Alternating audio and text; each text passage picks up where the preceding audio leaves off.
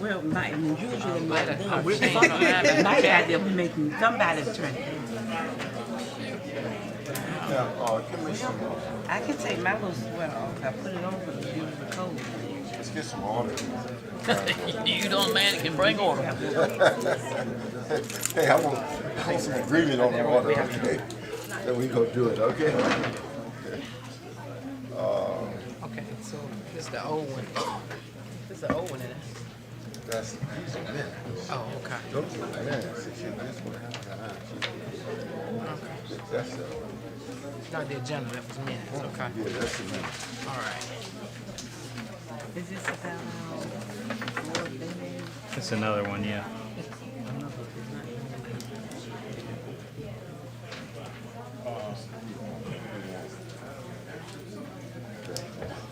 Yeah, this is from the, so we have them.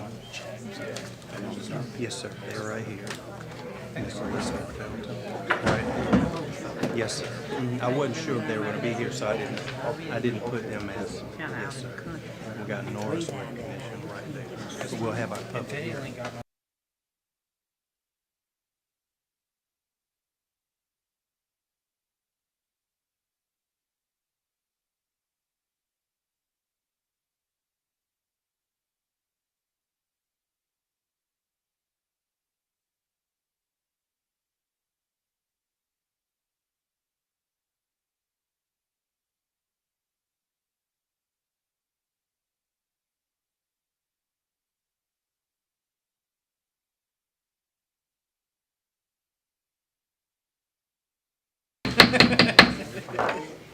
Good evening, everybody. I thank all of you for coming. And I'd like to call the regular scheduled meeting of the Edgecombe County Commissioners to order. Mr. Evans? Mr. Chairman, I think Mr. Matthews is out working on trying to get the AC fixed, so if we could come back to the safety instructions, he's going to give us that tonight. We could go to the prayer if it's okay. Go ahead, Reverend Hines. Father, we thank you for the beginning of July. We thank you for life, health, and strength. Thank you for all the good things you've done in our lives. We ask that you would bless now, that our minds will be focused on the things that will make our county a better place in which to live as we give you service. For Christ's sake, amen. Amen. You also have in your agenda package your minutes of your previous two meetings. Any additions or corrections? If not, is there a motion? Mr. Chairman, I do need to point out a couple of corrections for your June 25th meeting. First of all, on the 25th meeting, you'll see on page 2 where you have the series of motions to exclude those members that had a conflict of interest and then approval of those various agenda items. There were 2 or 3 of those that it did not note that the motion carried, though the motion carried. So you have a corrected copy there at your place. This is a corrected copy. Yes, sir. Also, another correction would be on it near the very end of page 2. Consideration to approve funding for Braswell Library, $262,842. The motion was made by Commissioner Powell, and the second was made by Commissioner Thorne. So we want to make that correction, but do recommend with those corrections. Is there a motion to approve the minutes as corrected? So moved. Second. Questions? All in favor, let it be known by the voting sign aye. Aye. All opposed? Hearing none, the minutes are correct. Our fry cooker's back. That's a well-paid fry cook. And since you're back, you could read our safety instructions. I'll give you additional duties. Just in time. Additional duties. FYI, the unit that runs this room in particular is out. It's out. So y'all can try to fan. So it's out. We got additional instructions along with safety Absolutely. instructions. Okay, all right. Yes, sir. Go right ahead. To provide for the safety of those attending the meeting, I want to give the following instructions in case of an emergency. Please take a moment to note where your exits are to your right. If an emergency arises that prompts us to evacuate, please exit this room in a quick and orderly manner through one of the 2 doors to your right. Then proceed to the nearest stairwell, directions to which are indicated by exit signs. Once you exit the building, we ask that you safely cross Granville Street to our parking lot to be safely away from the building. Our staff will help provide direction and assistance. In the case of a tornado warning, we ask that you exit this room into the hallway where we will remain until it is safe to exit. In the event of an active shooter in the building, we will run if there is an accessible escape path and try to evacuate the premises. Hide if you cannot evacuate. Find a place to hide where you are less likely to be found. Lock all doors that you can. Fight as a last resort, and only if your life is in imminent danger. Our staff will provide assistance on what to do. Thank you for your attention. Thank you. At this time, ladies and gentlemen, we're going to call a public hearing to receive certain comments relative to proposed amendments to the county's Unified Development Ordinance. The public hearing is called to order. Mr. Peters, would you please read the public notice? Yes, sir. Public notice is hereby given that a public hearing will be held by the Board of Commissioners of Edgecombe County on Monday, July 1st, 2024 at 6 o'clock p.m. in the Jonathan Felton Commissioners Room, 2nd floor, County Administrative Building, 201, St. Andrews Street, Tarboro, North Carolina, to amend the Unified Development Ordinance. The proposed text amendment would provide clarifications and adjustments to applicable sections of the Edgecombe County Development Ordinance, UDO. Copies of the proposed amendments are available for public inspection during business hours, 8 a.m. to 5 p.m. in the County Planning Office, Room 205, County Administrative Building, 201 St. Andrews Street, Tarboro, North Carolina. All parties in interest and all interested residents are invited and urged to be present and make their views known. This, the 20th day of June, 2024, by order of the Board of Commissioners of Edgecombe County. Tammy Faison, Clerk to the Board. Mr. Evans? Yes, sir, Mr. Chairman. As you know, we have a number of text amendments that are being recognized by our planning staff. I'd like to now invite Mr. Durbin Spell to come to the podium, and we're going to go through these proposed changes. But first, order of business is to officially reintroduce Mr. Spell to this board and to the room. Mr. Spell has been promoted to our new planning director. As you'll recall, Ms. Katina Braswell retired. Her last day was on Friday, and Mr. Spell was one of the candidates and turned out to be our top candidate. So we want to say congratulations to Mr. Spell for being our new planning inspections director. So congratulations. Congratulations, Mr. Evans. Thank you. Thank you. Different level, different pressure on you now. Yes. Go right ahead. Definitely. Go right ahead. And so tonight, we have with us our consultant, Mr. Chad Meadows. He'll go over with the board in detail the different amendments that we have proposed for your consideration tonight. Thank you, Durbin. Good evening, Mr. Chair. Good evening. Commission members, I will make this very brief, and you certainly don't need any more hot air than we've already got in this room. So with that, I'm going to jump right in. This is the fourth amendment to the Unified Development Ordinance. As you recall, this ordinance was adopted in November of '21. You should have received a series of pages with the proposed amendments in your packet that show the changes in track change format. There was a question about, gosh, why do we do so many of these things? This again is the fourth round of amendments since adoption. Why so many? And the answer is, the UDO is a living document. It has to change to evolve to state law. The General Assembly is always in the business of making new rules, new regulations, and local government Unified Development Ordinances have to change to keep pace with those. Also, your community. Development applicants come in with problems that need to be solved. They come to county staff for help. And in the process of helping them, sometimes it's necessary for us to make some adjustments to the regulation. Sometimes problems are new, things that we didn't expect. And so it's necessary to make some adjustments or tweaks in order to make sure that the regulations are functioning as we need them to. So the quick answer is, Jones Street is changing, applicants are coming in with new questions, and we're figuring out new problems that we hadn't seen as we were building the airplane. And so those are the short reasons why. Okay. There are a series of 17 changes in 4 main areas: secondary uses, open space rules, use standards, minor district changes. And again, I'm going to move through this material fairly quickly because it is very warm, and even on a cold day, this stuff can be very boring.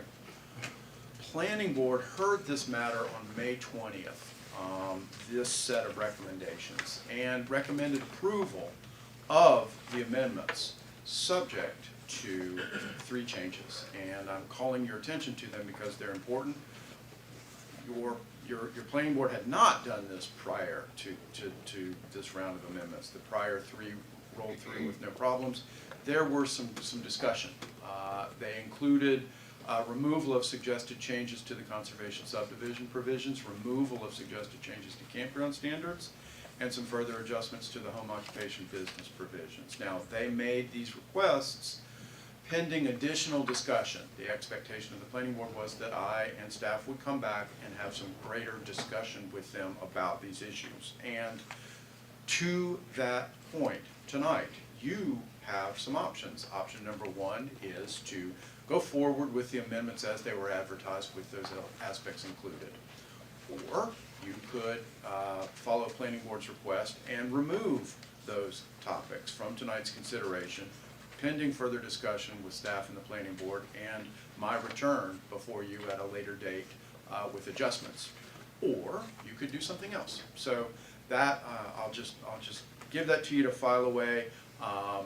You can choose to agree with the Planning Board or go forward with some other approach, whatever's comfortable for you. Okay.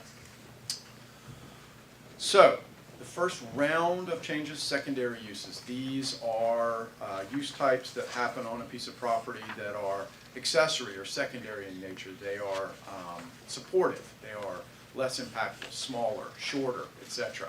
And so we've made some adjustments to structure, locations, where these things can be, clarifying that they need to be 5 feet from all other structures and uses. Some limitations and adjustments on the maximum number of structures, mostly to recognize our AR30 district and the rural farming nature of that zoning district, and making provisions to allow for a greater number of accessory structures and removing some of the size limits, because for agricultural uses, barns and things are quite large. So, series of adjustments to the maximum number of structures.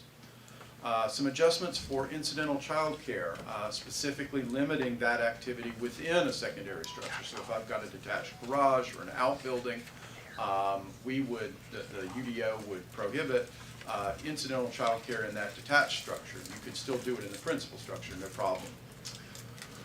We have a couple of home occupation types. These are situations where people operate a business out of their home. Some adjustments to how much of the home can be devoted to that activity, limiting that to 25% of the climate-controlled portion of the home, okay, so that it's still a accessory or secondary structure. Also, we have some limitations on the ability to have people come to your house to receive services. And there are some federal law changes with respect to federal firearms license holders. These folks are the ones who obtain firearms for other parties, and firearms are shipped to these license holders. It is necessary for the firearm purchaser to come to their dwelling to obtain the firearm after it's been delivered to the license holder by the federal government. Okay? So we needed to make that recognition. Finally, some temporary construction dwelling provisions. Let's say that you're building a house or there's a calamity and you need to rebuild your house after it's been damaged. You could have a temporary construction dwelling on the lot where your home is being rebuilt, and we're suggesting that that duration be increased from 6 months to 12 months, recognizing that things take a little bit more time.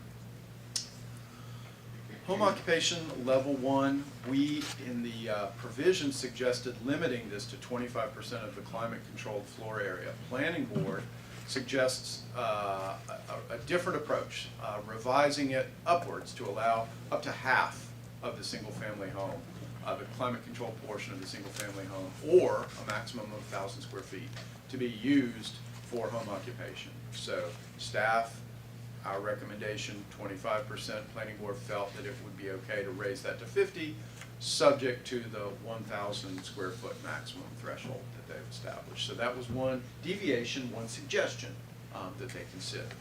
Okay. Open space, this is the second realm. Remember, there's 4.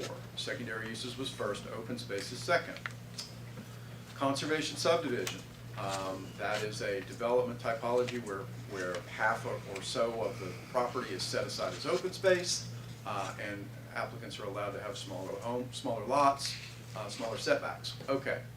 The standards as drafted require 40% of the development to be set aside as open space.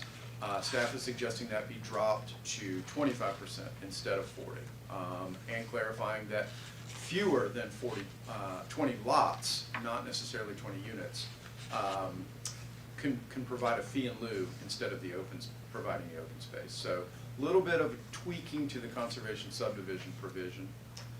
We have a type C perimeter buffer. Landscaping buffers are applied along zoning district boundaries where incompatible uses abut one another. We had an error in the graphic and we simply adjusted it to show the proper width. Staff reviewed the perimeter buffer application table. I said these things are applied at edges between different zoning districts. Staff has gone in, reviewed the table, and made some adjustments to establish more requirements for perimeter buffers between different kinds of uses. Finally, parkland dedication. When you're doing a residential development, there's a requirement that you provide parkland or fee in lieu to the county. And the current standards say if you're doing a subdivision of 5 or more, you need to make that dedication or payment of fee in lieu. That's been increased upwards to 11, okay, to correspond with the minor subdivision provisions in the UDO. Okay. Now, I told you planning board said 3 things. The first was the home occupation size, which they felt needed to be larger. The second was removal of the conservation subdivision amendments altogether, pending further discussion. A lot of concerns on the part of the planning board about the conservation subdivision procedure. Again, this is a voluntary procedure. It is optional at the applicant's option, and there's just more discussion about whether or not we wish to continue with this or abolish this altogether. So that is one that the planning board really had some strong feelings and very much wanted to have more discussion. Okay. Use standards, this is the third. So we talked about the secondary uses, we talked about the open space. Here are the principal use standards. This is the third suite of changes. Making some adjustments to the minimum lot width for manufactured home parks. That's what MHP stands for. Clarifying that the minimum lot width for such parks is in accordance with the use standards for those facilities. We've adjusted the O&I district dimensional standards to clarify that single-family homes are non-conforming in that zoning district. If they exist there, they may remain. You may not put a new one in O&I, but an existing home can remain there as long as the owner would like, provided it's not damaged through fire or act of God, etc. Some more changes to the O&I district dimensional standards, clarifying the lot coverage provisions for pocket neighborhoods. Those are small neighborhoods of 3 to 12 homes on small lots, designed as kind of an infill technique, take advantage of areas where we already have infrastructure in town or close to town. Finally, some adjustments to the flood hazard overlay boundaries with respect to recreational vehicles. The current standards erroneously say that recreational vehicles can be permanent in the flood hazard overlay district. That's contrary to FEMA's provisions, and FEMA suggested that that be removed, and we agree. These kinds of recreational vehicles are permitted in flood zones, but not permanent. They need to be road ready and be capable of being moved in case we have a flood. A couple other things, we've clarified some districts where hotels or motels are allowed. We're suggesting changing there's an error in the terminology in section 4317 that says that campgrounds must have a minimum density of 15 sites per acre. That actually was intended to say maximum. You couldn't have more than 15, not you must have at least 15, which is what it reads now. And then finally, manufactured home, clarifying that the minimum home width is 12 feet for a manufactured home, not 16 feet. So those are the use standards. To the third planning board recommendation, the first being home occupation, the second being conservation subdivision, campground was the third. Despite the fact that this is a fairly innocuous change, there was a typo in the language. There was a lot of discussion about this the campground standards and the RV standards, and the planning board wanted to remove the campground provisions from this text amendment pending additional discussion. Okay? That is a couple other minor changes. In the zoning district dimensional provisions, we use the word residential use rather than the words residential development for some height standards. After discussion with staff, we wanted to make this minor change. Also, there's a typo. The residential height figures were transposed in a couple of cells for the R10 district. So that's really about it. Some adjustments to definitions. We made a change to the appendix. We removed road address plan from the road address requirements from the plan requirements. We removed a notary public attestation certificate because that's no longer supported under state law. And we added a certificate of expedited subdivision plat approval, which is necessary to follow the expedited subdivision provisions from the General Assembly. So all in all, a fairly minor set of technical, typo, provisions that staff felt needed to be changed based on their experience. We had some comments from the planning board with respect to home occupation size, with respect to whether or not we should explore conservation subdivision more robustly, and then finally, should we have some more discussion about the campground provisions. And that really is the gist of my presentation. I appreciate y'all's patience while I try to move through this material as quickly as possible. The next steps, if you have no questions for me, it would be appropriate for you to have a public hearing, adopt if you feel it's appropriate. Again, remember, you're free to adopt as is, free to adopt and remove the 3 areas that planning board suggested be removed, or take other action. If you do decide to adopt tonight, then we will go and codify those changes in your UDO and provide that to staff tomorrow morning for posting on the webpage. And I'll be happy to try to answer any questions. Any questions for Mr. Meadows? Thank you. Thank you very much. At this time, I'd like to call for public comments. Is there anybody here that would like to speak during this public hearing? If so, please come forward and state your name and address for the record. Is there anybody that would like to speak during this public hearing? This is the, Sheriff, this is the for the Unified Development Plan there. Okay, you want to speak? I just thought you might not have. Okay. Is there anybody that's here to speak? Hearing none, there are no recommendations in terms of what we should do. You heard it from Mr. Meadows. Any action by the board? Mr. Chairman, if I could, I would recommend, I think that the planning board has had some discussion about those 3 areas that Mr. Meadows just pointed out, the home occupation percentage of the home allowed for that up to 1,000 square feet, the conservation subdivision, as well as the campground standard. I would suggest, Mr. Chairman, that you consider adopting the other changes as presented, to hold off on these changes until the planning board has had some further time to discuss with our staff. Pleasure of the board. That sounds like, I'll make that motion. Questions? All in favor, let it be known by the voting sign aye. Aye. All opposed? Hearing none, those are adopted. The rest remain open. That's correct. Yes, sir, Mr. Chairman, and we will follow up with the board on those. Hearing nothing else to come, any other action by the board? Hearing none, at this time, I'd like to adjourn the public hearing. At this time, we have scheduled appointments. Mr. Evans? Yes, sir, Mr. Chairman. First, we have the pleasure tonight of being able to honor and celebrate really a man that needs this whole meeting to get the true honor and celebration that he deserves. But I'd like to invite Mr. Norris Tolson to come forward.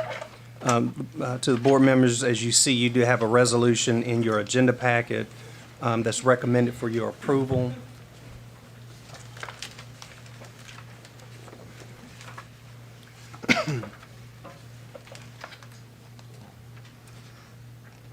And Mr. Chairman, if you like, I'd be happy to read the resolution, or if one of the board members would like to. It's attachment 2.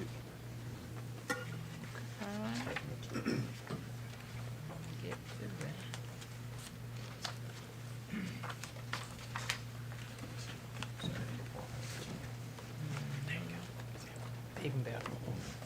That'll be easier.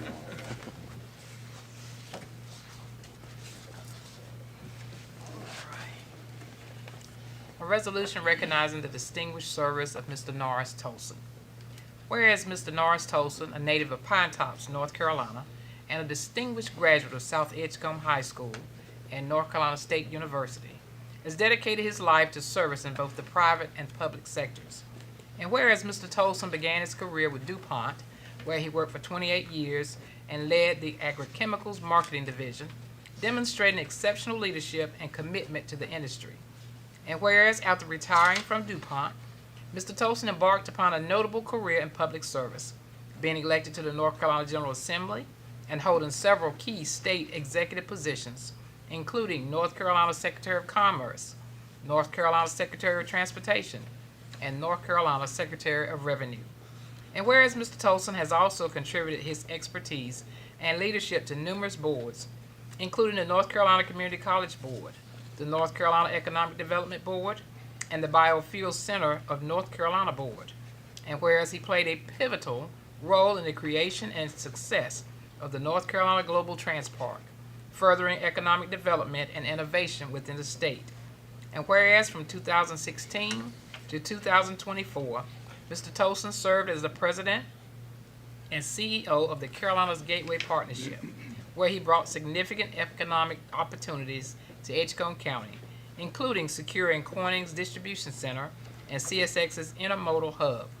And whereas throughout his illustrious career, Mr. Tolson has remained deeply proud of his roots in Pine Tops, Edgecombe County, North Carolina, and has consistently worked to improve and uplift our county. Now therefore be it resolved that the Edgecombe County Board of Commissioners hereby expresses its deepest gratitude and appreciation to Mr. Norris Tolson for his outstanding service, dedication, and contributions to the betterment of Edgecombe County and the state of North Carolina. Be it further resolved that the board extends its best wishes to Mr. Tolson upon his retirement from the Carolinas Gateway Partnership and for his future endeavors. Adopted this first day of July 2024, Leonard Wiggins, Chairman, Edgecombe County Board of Commissioners, attested by Tammy Faison, Clerk to the Board. Is that a motion? So moved.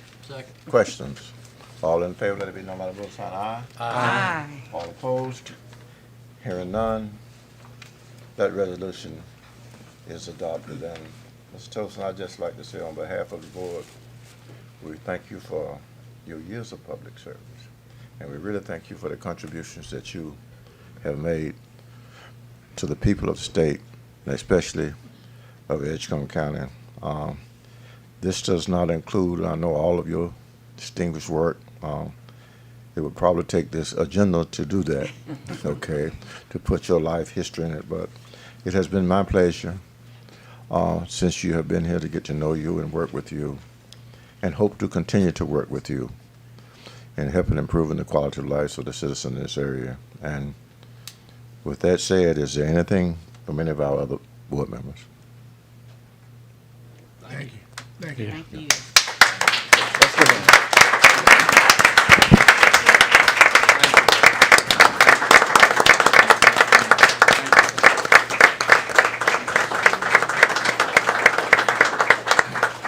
Chairman, may I I know have you're a permission long, to I know you're a address the long board? talker, so you got 2 minutes. Go ahead, Mr. I Tolson. just want to thank you for the opportunity to serve Edgecombe County in the state of North Carolina.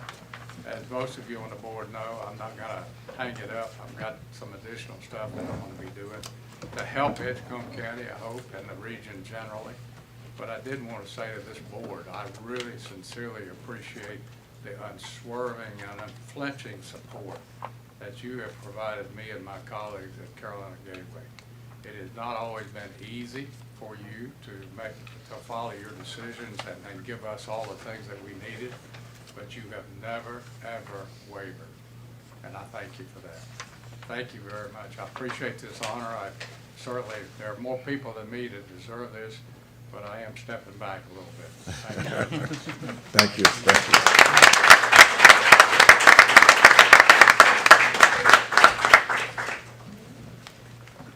Go ahead, Mr. Evans. Yes, sir, Mr. Chairman. Next, we are pleased to recognize some of our own staff members tonight for a program that they participated in and graduated from. We partnered, Edgecombe County partnered with Edgecombe Community College to create the Edgecombe Works Office Academy. This 8-week, 96 credit hour program gave the participants industry-recognized credentials that will help them grow as team members. I want to say thank you to the board for believing in this idea. Dr. McLeod and I had talked about this some time back. Dr. McLeod and his team did the heavy lifting because they put the class together. We recruited some of our employees to take advantage of this. And I'm going to invite Dr. McLeod to come and tell you a little bit more about the program, and then he's going to present to them their certificates. Good evening, everyone. It's always an honor and a privilege to be here with you all. First of all, I want to echo the sentiments made for Mr. Tolson. I appreciate the 6 years that I got a chance to work with him. Once I landed here, and it's just been an honor, and I've learned quite a bit from you, and I think I'm a better president as a result of that. So thank you, sir. As Mr. Evans said, that we partnered together on this initiative called Edgecombe Works, and so one of the pillars of that program is the Office Skills Academy, which you'll hear about. But I just want to express my appreciation to you all for your leadership, your foresight, and your can-do attitude and support for making this happen, because without your support, we would not be able to make this happen. So thank you for that. And I think it also shows not just your investment and ongoing investment in the college, but then also in your own people, your employees here. So thank you, Mr. Evans, for that, and your leadership team as well. So as he mentioned, the Office Skills Academy, if I can just recap, these are notes that I received from Paige Ashman. She's an employee at the college. She could not be here today with you all, but she shared these notes with me, and the participants know her well, and she provided some wonderful comments that I just want to share with you all. So first of all, they started on March 7th, 2024, and it ended June 4th, 2024, so almost 3 months. And she said the class consisted of 96 instructional hours and was taught in a hybrid manner, with the first section being taught in person and the second being taught online. So they received 2 industry-recognized certifications, the Lean Six Sigma Yellow Belt certification and the OSHA 10 certification. So Lean Six Sigma is all about process improvement and reducing errors within, no matter what field you're in, you can apply that to your field. And then OSHA 10 is about workplace safety and health, which is very important no matter what industry or department that you're in. And both of those credentials are stackable, so they can continue to build upon them if they wish. The students also receive training in accounting, software applications such as Microsoft Word, Excel, and PowerPoint, customer service skills, leadership skills, communication skills, and time management. So I hope that you all will see, first of all, I thank them for availing themselves of this opportunity, and hopefully it will benefit them in their current work and their future work. And I know that in our working together with Mr. Evans, that he saw this as a retention and recruitment tool, because he recognizes that his best asset are the people. And so this is a reflection of his investment and your investment in the people that work with you. So Paige said here, the students were enthusiastic. She wasn't surprised, but I was surprised by her comments about just how they enjoyed it. I was like, wow, these people are coming back to school and giving up their time and probably working a little extra. They still have to do their regular work, right? And they're doing this class, but yet she said they were enthusiastic. They were motivated to learn, and they actively participated in class discussions and activities with great interest. Their eagerness to learn and their engagement with the material was evident in the questions they asked and the comments they shared. They spoke of how the concepts they learned helped them become more efficient with their daily tasks at work as well as at home. So those were her comments. So we thank them for taking advantage of it. They were the first class, and hopefully we can continue that thanks to you all's investment in the college and your community and with our students. So without further ado, I would like to ask VP of Instruction at the college, Bruce Panetton, Dr. Panetton, to come up. He has their certificates. We'd like to hand them out. I'm not sure if all 20 are here, but we'll call their names nonetheless, if that's okay. And then we'll hand them out, and if you can come and maybe both of us shake their hands, I'm going to have him call the names, and then we'll pass them out. And then maybe we could take a picture afterwards. Thank you. I tried to alphabetize these. First is Chinese Battle.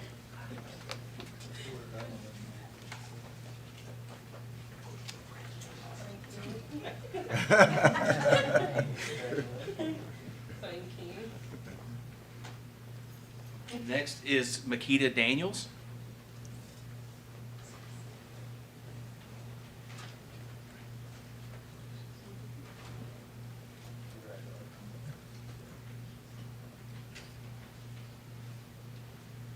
Melissa Dickens.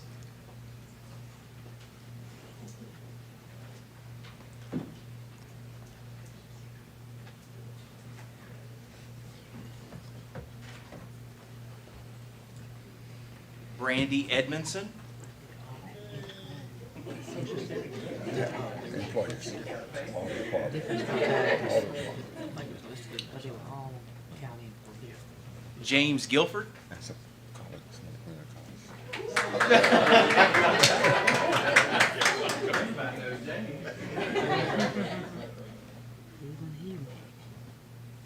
Frederick Harrison.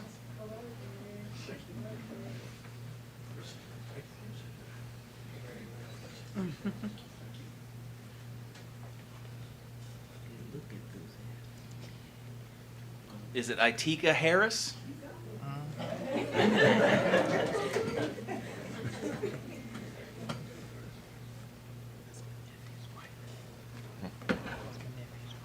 Cabria Jones?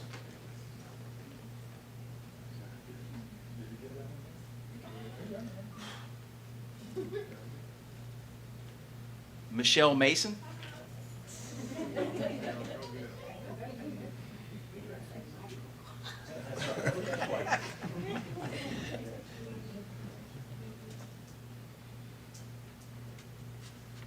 Sabina McKenzie?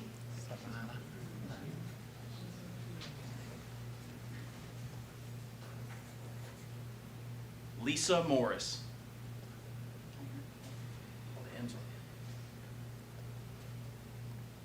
Kimberly Myers?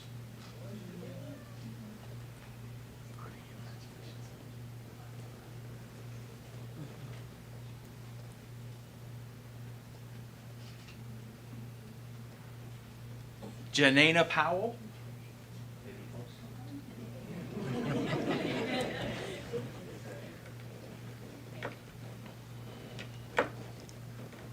Michelle Rich?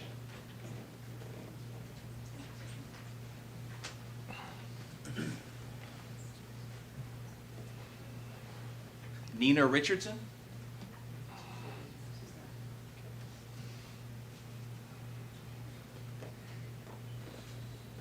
Kenesha Wiggins?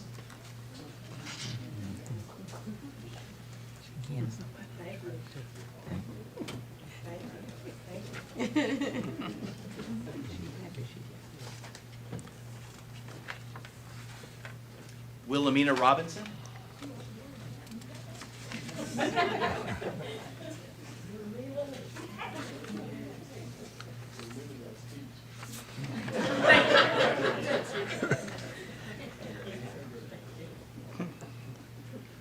Renee Wilson?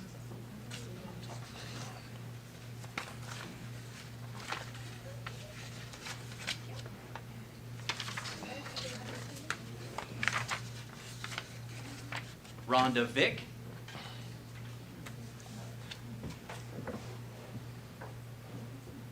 And Lisa Warren.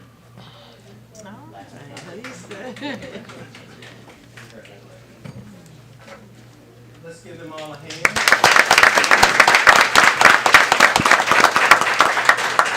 Ask that they'll all come and line up behind the board here.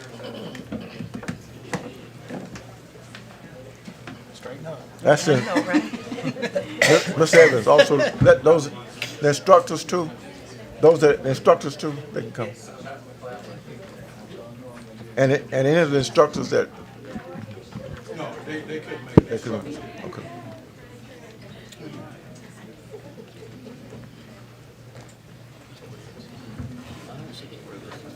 Wow. Okay. I saw it too. When he came up, I saw what he had.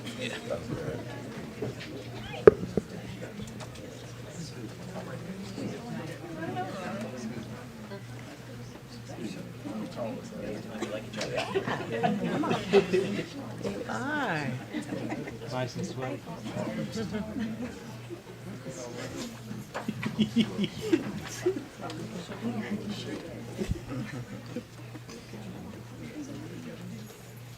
Who's taking it? Yes, Teresa is taking. I was trying to get IT to turn that projector off so we could have Mr. Gilbert face it. Oh, yeah.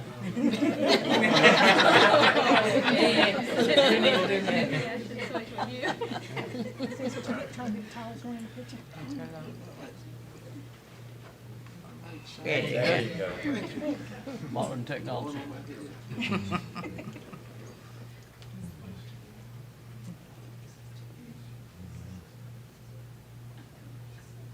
everybody cheers. Alright.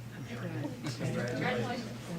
And by the way, those of you, if you're not going to stay for the meeting, when you leave, please be careful in the hallway because we've got some cords out there. Okay.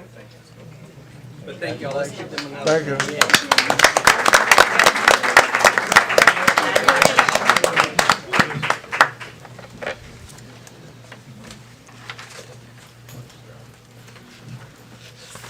Good job, ladies.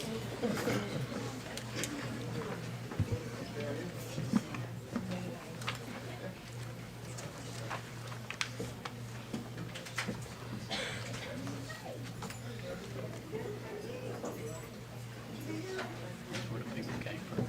Oh, okay.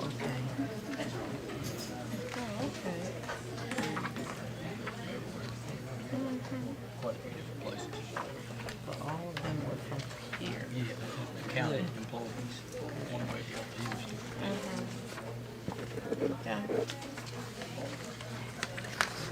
On behalf of the board, we just like to thank the college, thank all of our employees that participated, and certainly it's an ongoing program. Yes, sir. And just on behalf of the board, it is our intent to continue to support any kind of programs that's going to improve our workforce, the ability of our workforce to continue with their skill set. So thank the staff, our staff, for bringing that to our board's attention, and I know it's the intent of our board to continue to support those programs. I think I'll go right ahead. I was just going to note, we had, I just want to note the departments that were represented by those staff. It includes Board of Elections, Finance Department, Sheriff's Office, Social Studies, Social Services, not Social Studies, Tax Administration, and Health Department. And, you know, I think as the word spread, we certainly want to see our other departments represented, and it appears that they were excited about, the participants appear to have excitement about their participation. So evidently it was an interesting course to take, so there was interest in it, and we will continue to provide that to our employees.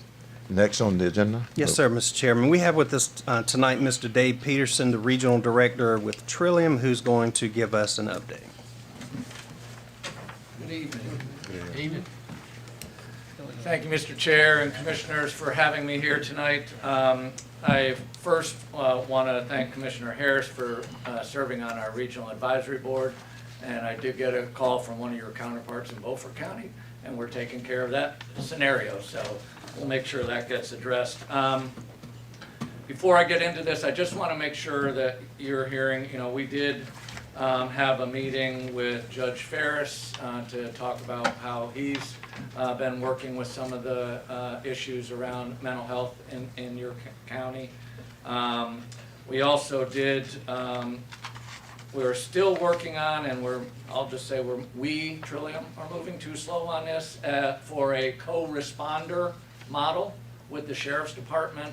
I did get an update today that we should be getting another meeting together with the sheriff and move forward with that. I hope as soon as staff get hired for that.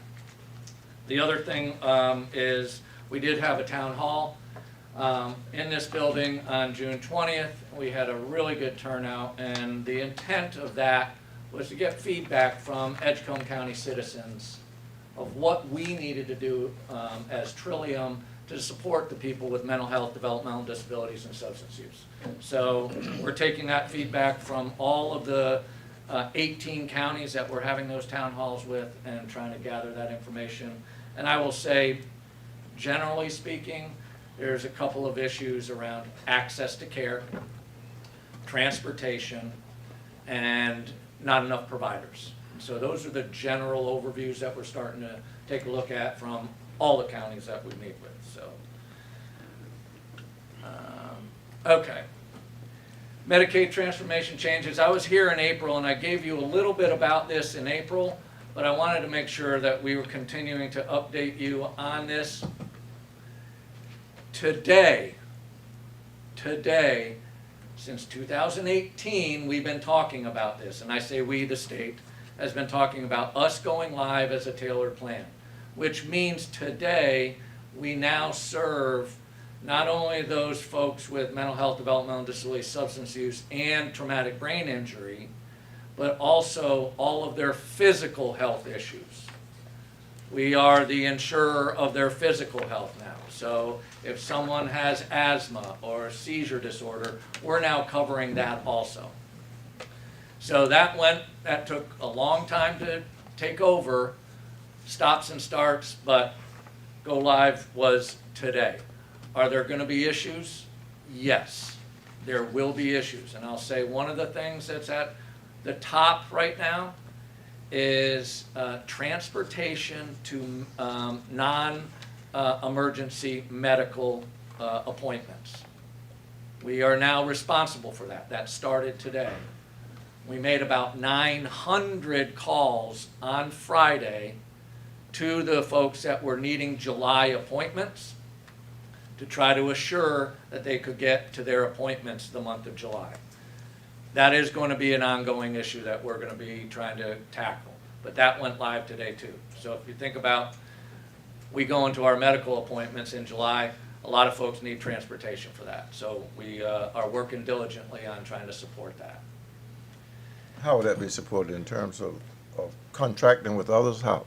Yeah, good question. So actually at our town hall, we had an individual that said she provides transportation in a couple of counties. So we have been contacting her. But it's also all 4 of the managed care organizations, Trillium being one of them. We have contracted with one agency statewide called Motive Care. It's a contract with them to set up those appointments and do the transportation for folks. Okay? The standard plan, big insurance companies like Healthy Blue and United, they use that same company also. We want to make sure that they are being held accountable for those parts of transportation. We're going to hear that some folks aren't going to get to their transportation piece. So what we have done is also sent an email out to the county manager, to the DSS directors about their current contract that they have for transportation. And no matter what, through the month of July, if we aren't contracted with them, we're going to pay for it anyway, just to cover that month of July so that no one gets dropped. In that month, we'll make sure we try to fix that issue. Okay? Did I? Well, no, I don't know really how to ask it, but no, I guess I'm just foreseeing issues. Yep. A lot of issues with this as relate to how one statewide contract is going to accommodate it's on a statewide basis in terms of I guess what I would love to see in some of this is where maybe and they might not, I don't know whether you talked about it, but where some of that could be better handled the way it is already handled in terms of some of the existing contractors in terms of that are already handling that. And I think that it would at least minimize some of the issues until we could get that working. But we're gonna hear a lot of complaints. Go ahead. No, duly noted, and that's kind of why I put it out in front of you all. And we can't answer them, though. You put it out here, but there's something that we can't answer. Right, yeah, and so we do have a whole department, and we actually took 50 staff from different departments on Friday to make those phone calls to 900 individuals that had appointments in July, to try to make sure folks got there. Small piece of the solution, not the whole thing, but I wrote a note about trying to make sure that gets focused on. So, you see in front of you a map, and when I was here in April, this probably wasn't put together just like this, but we do still have our corporate office in Greenville. We are holding these other offices open except Jacksonville. The county of Onslow has said they need that building back because their Department of Social Services is expanding. So we had borrowed that building from them, and we moved out as of last Friday to that building. But the rest of these offices are in operation. So that's what our map looks like with 46 counties. With that, we have 46 counties. Total population of those 46 is 3.1 million. Here's the numbers of people that we're going to be serving. I guess the one that really sticks out to me anyway is we're covering 287,000 uninsured members, okay? If ever we asked for folks to advocate for us, those are with state dollars only, not federal Medicaid dollars. And that budget has been cut for many, many years by the state. And so if you're ever down with the General Assembly, please feel free to ask for no more cuts to our state funds. Because just in our 46 counties, we got 287,000 that are underinsured. Can't serve them with Medicaid because that's an insurance coverage policy.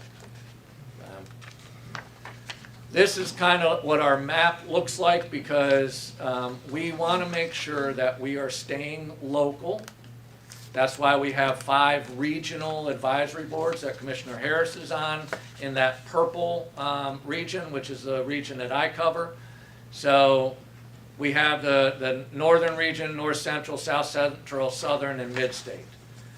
We took a look at making sure that these were almost equally divided, but I will say, if you take a look at that northern region, it has the most counties, and it only has about 200,000 people in those 12 counties, 200,000 people, all right?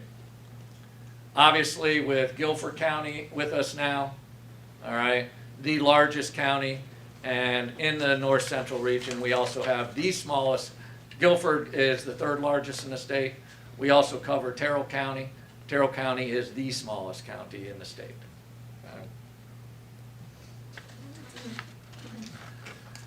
So the tailored plan, one of the things that we will be managing is, like we have been for mental health, substance use, and intellectual and developmental disabilities.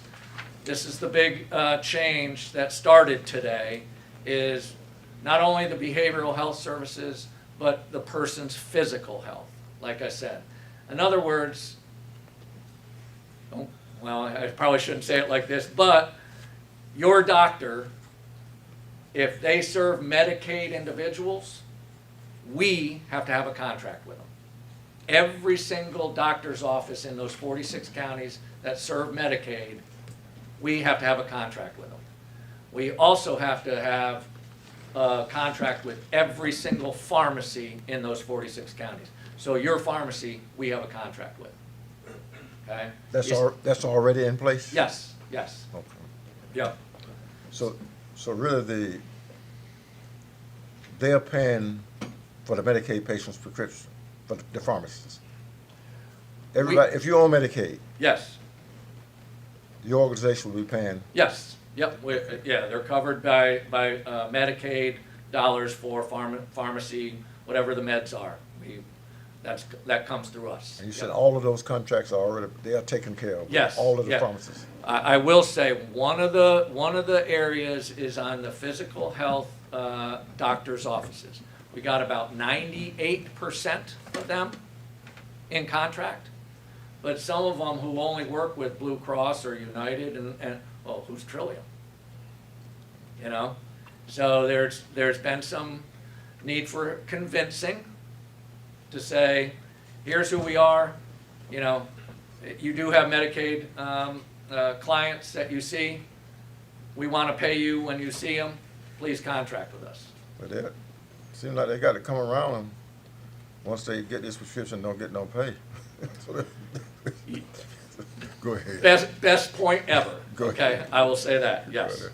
So, in July 2021, I think I said this last time, these are the 5 insurance companies that now serve the Medicaid population of the low to moderate risk, and we will continue to serve the very high risk folks. So those are the 5 insurance companies that moved from us over to them in July. Some changes in our care management. Care management's only been doing mental health services, right? Well, now they're doing whole person health, so they have to really focus on, you know, the whole person. We have really been focusing on the jail population and holding reentry simulations so that our community and our staff, we have a department staff that are focusing on those leaving jail. You think about what they have when they're walking out the door. Do they need to get their car that might be impounded? Do they need to get their job back? Do they need to get their apartment back? Do they need all these things? We have a team trying to work with folks to do that.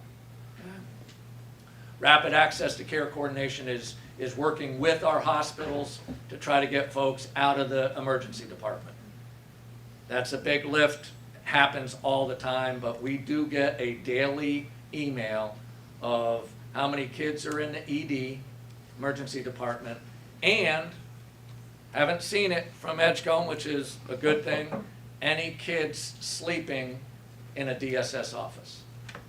Okay? We get that email every day. Is it always 0? No, but a majority of the time it is. Like I said, focusing on whole person health and population health. Just one example, if we want to focus on diabetes with individuals with mental health, then that's going to be a population health focus. Some of the project updates. We are doing substance abuse prevention in schools. We've done Narcan kits out into the community. I want to focus on a little bit more on the value-based purchasing. That just started today also, where we can have, if folks that are in Medicaid, that's not all of our folks, because you saw the numbers, it was about 52,000 that are in Medicaid. Couple examples, $75 for a kid for school supplies, $120 for GED vouchers. Okay, gym memberships might not seem relevant to our industry, but if you take care of them in the health side, their mental health goes down. Okay, we do have one-time move. So if someone is moving, it can help with their application fees and deposits. So that's part of that value-based purchasing. And then I'll just hit on the reentry simulations again. Anybody that, we're doing them in a lot of counties, but it is really that kind of life experience that when someone walks out of jail, what do they have? How do we get them relocated into the community? It's a big barrier. I mean, what kind of staff do you have assigned to each county? For what part? For any of this? So I'll say our total staffing is a little over 1,600 staff. Okay. Well, let's use Edgecombe County. Tell me what kind of staff you would have. Yes. So I can't answer, but I can try to drill into it because we do have care manager staff. And we have in my department, myself and community liaisons that are assigned specifically to Edgecombe County. We do have a DSS director that is assigned to multiple counties. So if I can get back with you on some better numbers, like care management. I see value-based purchasing as as a major issue. Yeah, yep. I guess, but I guess that's one of the areas I would like to see how who's gonna be out there to help with those applications and the interviews and the people that would need it. Yeah. Let me, Okay. get back with you on that. I can try to drill down to that. So those are some of the project updates. And then Excuse me, specific. now, would our health department, how do our health departments fit into this? Well, our health department and our clinic, we accept Medicaid. So we got Clients. we have a contract. Yes, Okay. yes, that's correct. Yep. Good question, because because of the physical health side, I think that's what you're getting at. The physical health is now under us. Yeah. We have been contracting with the health departments also. Yep. So, these numbers, this number I got from data from Legacy East Point. And so this is last year, 22-23. 474 individuals were served from, that were Edgecombe County, for both state and Medicaid members. I will say that since the standard plan private insurance companies have taken over the low to moderate risk, this number may go down a little bit from last year. Okay, so those are the numbers for right now. But as you probably can guess, if we are only serving the very, very high risk individuals, the cost of those individuals is much higher than the very low. And I use the example of those that just need medication or just need some outpatient therapy. The costs are minimal, but those that need inpatient psychiatric hospitalization or residential treatment, that cost is much higher. So I wanted to thank you all for letting me come out. I was asked in April to come out as soon as we went live with Tailored Plan, and today was the day we went live, and I would love to be able to come back and give updates whenever you would like them, but I also do these annually with the other counties too. So be happy to answer any other questions. One major concern, it seems the General Assembly has made some changes as far as governance for how the Trillium board is gonna be. Yep. And I wanted our board to know, that could mean we have no representation or how that works. So now we're trying to figure out, I don't even know how you're gonna actually function without knowing who you gotta report to, because now the governing board that they had set up has been dissipated. Yep. So it's like we're going back to the drawing board. Yes, so thank you for bringing that up, Commissioner. We internally have said we think the Regional Advisory Board, which listens to the individual counties, which you are on, needs to maintain. Okay? And then the governing board structure may change, because you saw when it was formed, there was 22 members and we used to have 13. And so there was some adjustments that need to be made, and it was in legislations. And we, Trillium, in that legislation, have 14 days to put together a governing board once the governor signs that bill. So I want to make sure, Commissioner, and the rest of the commissioners, I'm adamant about making sure we keep the regional advisory boards in place. And I have talked to the CEO about that, and she is in agreement to that too. Any other questions? If not, thank you. Thank you. Thanks, sir. Appreciate it. Mr. Chairman, Go ahead. if you don't mind, could we go to other business 7A and then come back to the fourth scheduled appointment? I know we have some of the members of the family of Mrs. Felton here tonight, and if we could go ahead and attend to that resolution. Without any objections, we're moving to 7A. Go right ahead. Yes, sir, Mr. Chairman. So you see, you do have a resolution for your consideration to honor Mrs. Elizabeth Forbes Felton. As a note, under the signature of our chairman, there was a proclamation that was done and read at her funeral services by Commissioner Webb, and thank you, sir, for representing the board in that way. But tonight, we would like to make that as an official resolution, and you do have that in your packet, Mr. Chairman, if you... I'm going to ask Mr. Webb to read that. Thank you, sir. Resolution honoring the life of Mrs. Elizabeth Forbes Felton. Whereas the members of the Edgecombe County Board of Commissioners believe that all of our citizens contribute to the greatness of our county, yet there are some whose lives are notable and worthy of our honor.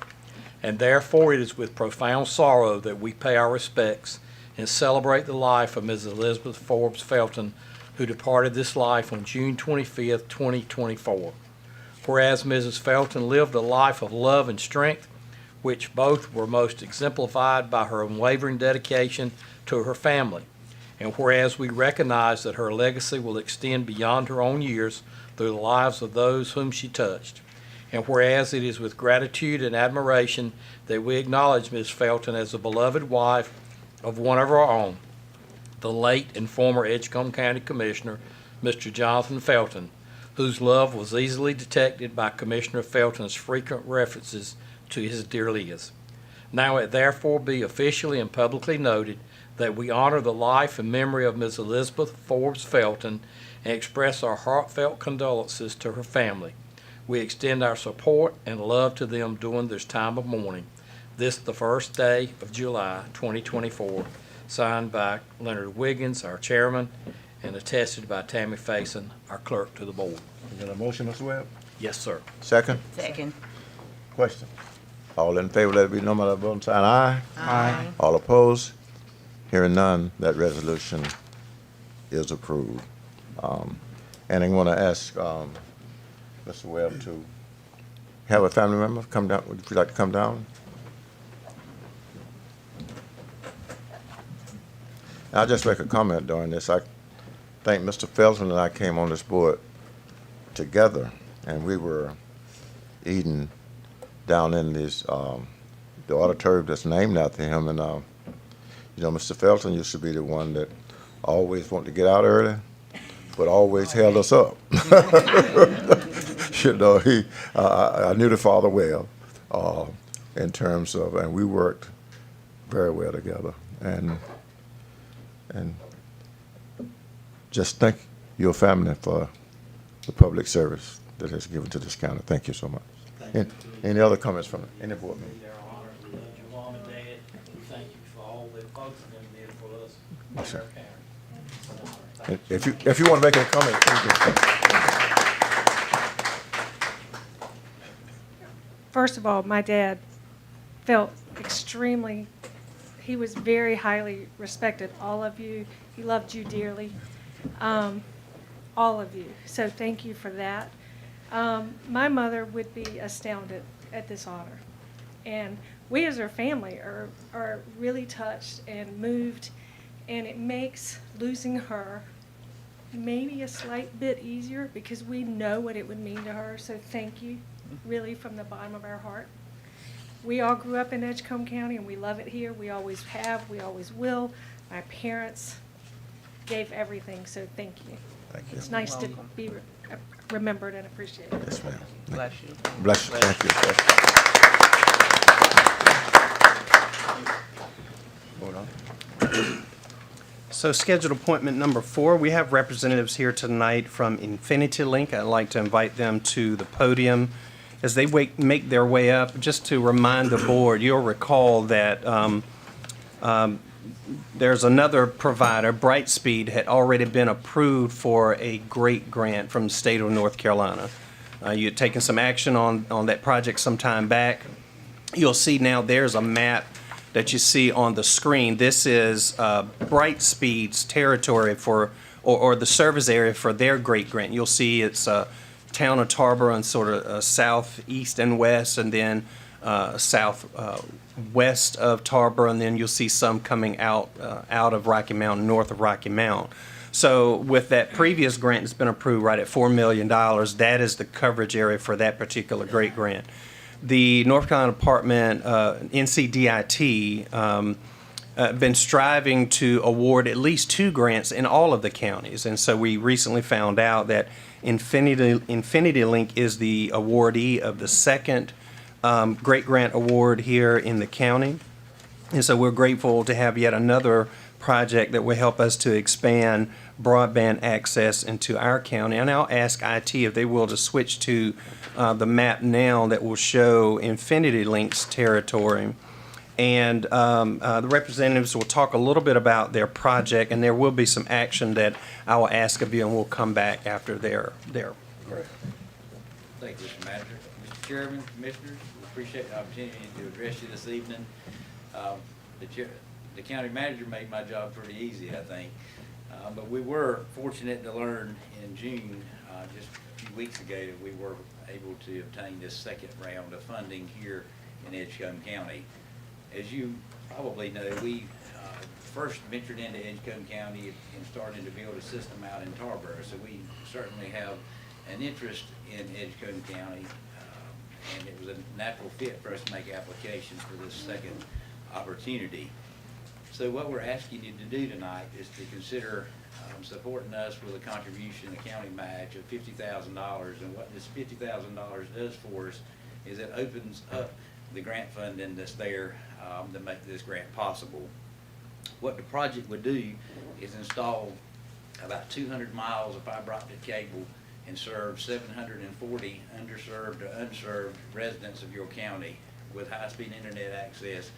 And when we say high-speed internet, it's 10 gig both up and down, which is the fastest that's available commercially in our space today. So we're very pleased to be able to offer that to Edgecombe County.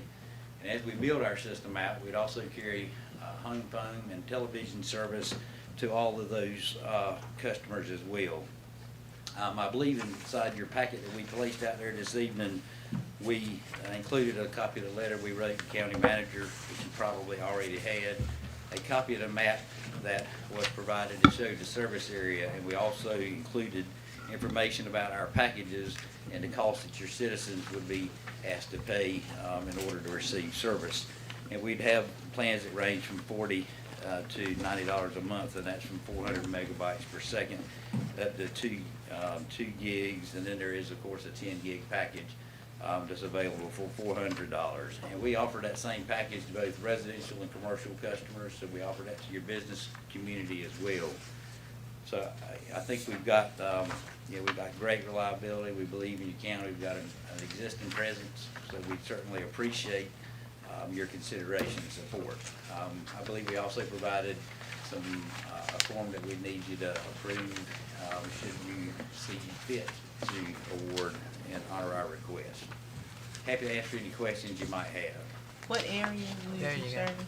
You see the map. It predominantly is northeastern Edgecombe. So we've already built out about 50% of Tarboro. Of course, we're working to do that, to complete our build inside of Tarboro, but the areas that we'll serve as part of this grant would be, again, approximately 200 miles of cable on northern and eastern.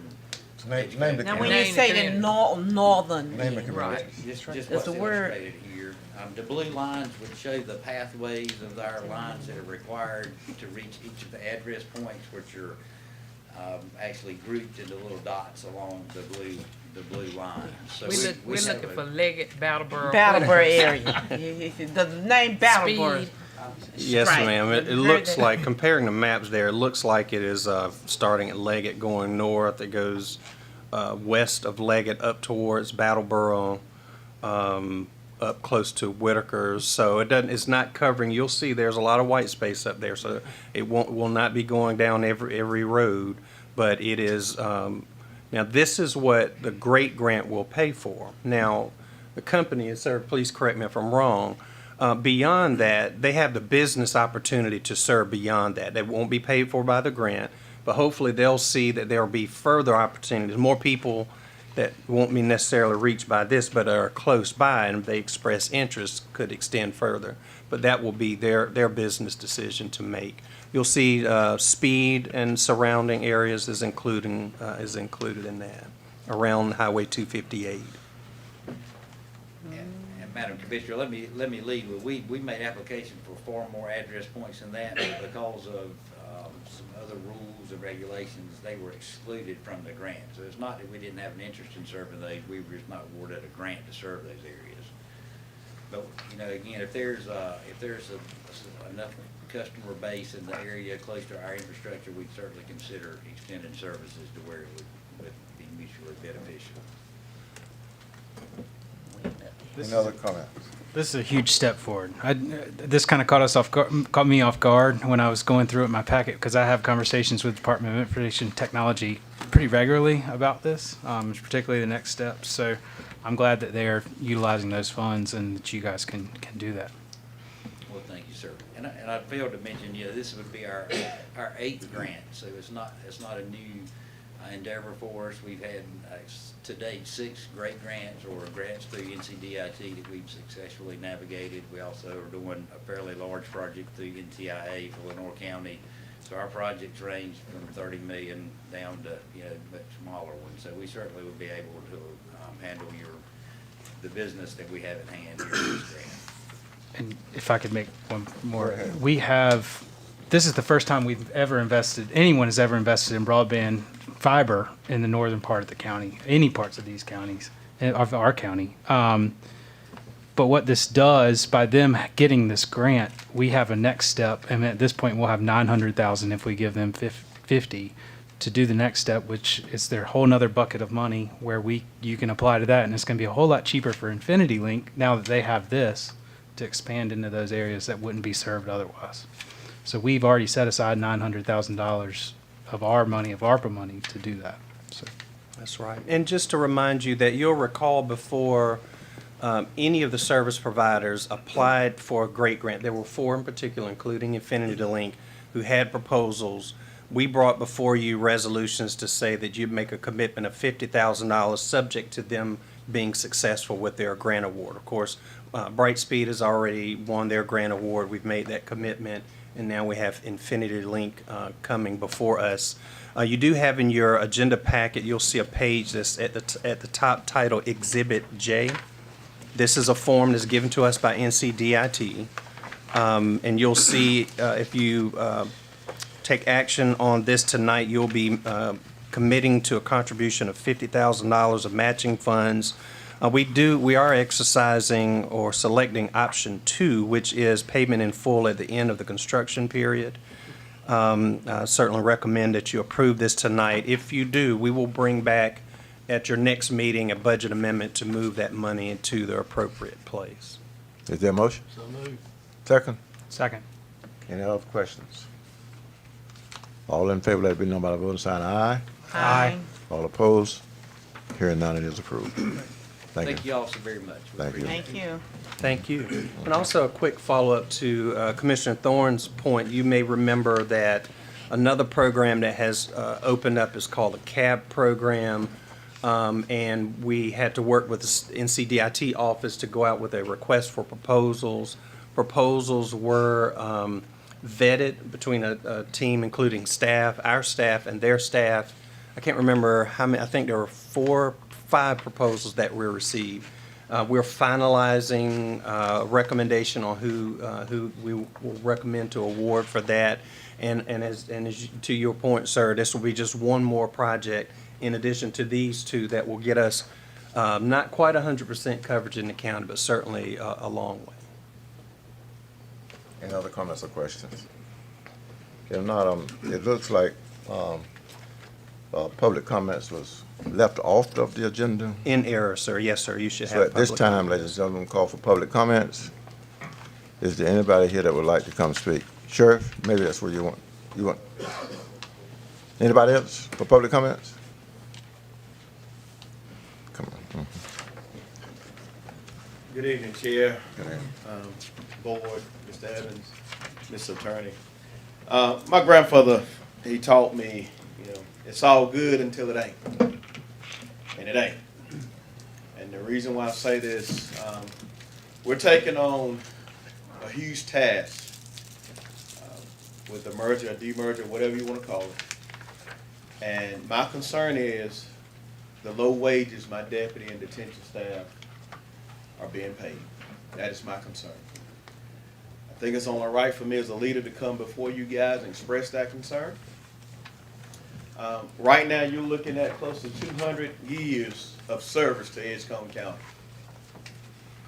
A lot of times they don't receive applause, but when it hits the fan, we're holding down your county. Somebody came in this building right now, I expect everybody else to run and hide, but that's not what we do. We run to the threat and we handle the threat. That is my concern. You know, last night we had a double homicide in our county, the night before last. It was amazing to see our guys mobilize and handle that chaotic situation. At the same time, 30 minutes later, we had a fatality at 3:30 in the morning on the NC-11 highway. No troopers, no city police officers. Just your Edgecombe County Sheriff's Office 20 deep. Call everybody out the house. We make sure you guys are safe across the county. That's my concern. My concern is to stay competitive with somebody like Halifax and Northampton. I do get it. With a 19% pay raise in Nash County, that's not my request. I do get it in Pitt County, that's not my request. But with over 200 years of service sitting there looking at you, they deserve it. We can't continue telling folks we can't afford public safety when I look at a screen and public safety is all across the screen. We are different. We are different. While most people will be off on July 4th, my team is out working. While most people were asleep the other night getting ready to go to church, we were standing in blood at 6:30 in the morning. We're different. I just want you guys to consider the proposed 5%. I have figures for you guys. If you will consider, I don't know how many that is, but I just want you guys to understand the fight is grand. Right now, we are providing security at the Rocky Mountain Event Center for the last 2 years because they can't afford to hire that $60,000 Rocky Mountain police officer. And so we've been manning that as well. We are stretched thin, extremely thin. And at this point, if we got to continue at the wages that I'm looking at, we cannot provide security at D.S. Johnson, Baskerville, Parker, and Fairview. We cannot. And that merger is 55 days away. It is 55 days away. And if we don't do something within those 55 days to have us even as comparable to Halifax, we will not be in Rocky Mountain. We just don't have the staff, and those wages are not compatible to even advertise publicly. That is my concern as the sheriff. My concern is this: we're bringing you guys top-notch law enforcement. We're bringing you guys expectations that's hard to compete across eastern North Carolina. On that list, out of 14 agencies, we are number 12. And I tell you, we run circles around other agencies. So we're almost at the bottom of that list. And I hold these guys to a high standard. All I ask, if you guys consider what my request is, because if not, I've got to make some decisions as well. Because we are thin, we're trying to hire as best we can. And right now, I don't even know what that SRO budget looks like. But what I can tell you is I'm 55 days in, and I've got to advertise that salary. So I'm just bringing those suggestions to you as humbly as I can because they deserve it. Any questions, guys? It's a state mandate to have SROs, isn't it? Is that correct? That was gonna be my question. Is the state mandated? It's a mandate to have SRO officers in it? And is the state mandated who pays for it? No, Not state- exactly, I don't state think that's doesn't. exactly. If you guys recall, Cumberland County pulled out of city schools. Yeah. So those are city schools, okay? But I had the conversation with our superintendent that, hey, we will take care of those schools. So no, you say state mandated, no, The state mandated the officers be there. that officers be there. Be there. And they are in the city. And we're stretched thin as we can right now. We got 21 schools, including all of those. And I'm Yeah. telling you, They're not in the city system. hmm, As of today, they are not in the city system. no, that county. They're county schools. Not Nash County system. They are our, That's right. as of today, they are our schools. Correct. Okay, I have another question. When I look at the schedule, I see a minimum and a maximum. Do we always have to hire right there at the very edge of the minimum? It's a good I mean, is that your choice or the manager's choice? If I have the money, I can put them where I can, but I always don't have that funding to move an experienced officer coming in. So, like for example, I got an experienced deputy coming from Wilson. It's hard to put him at what he's valued or she's valued at. So if the funding was there, yeah, because I look at experience. Ms. Evans, were you going to make a point? Oh, I was just gonna say, the sheriff does have that discretion, but to his point, it has to be within the confines of the available budget for that salary line. Anybody else? Next question. Go ahead. When we did the compensation plan, did we stay at the same thing that we started with as far as the sheriff's office?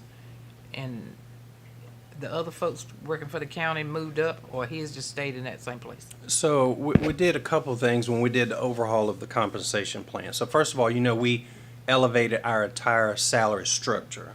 So across the board, our minimum salaries for each position went up. So we have new starting salaries.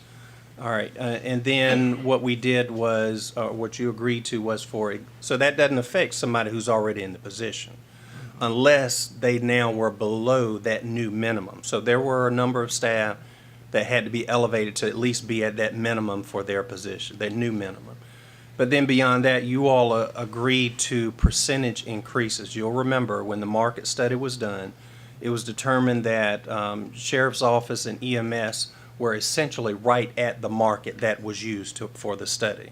But the recommendation was to do a 5% increase.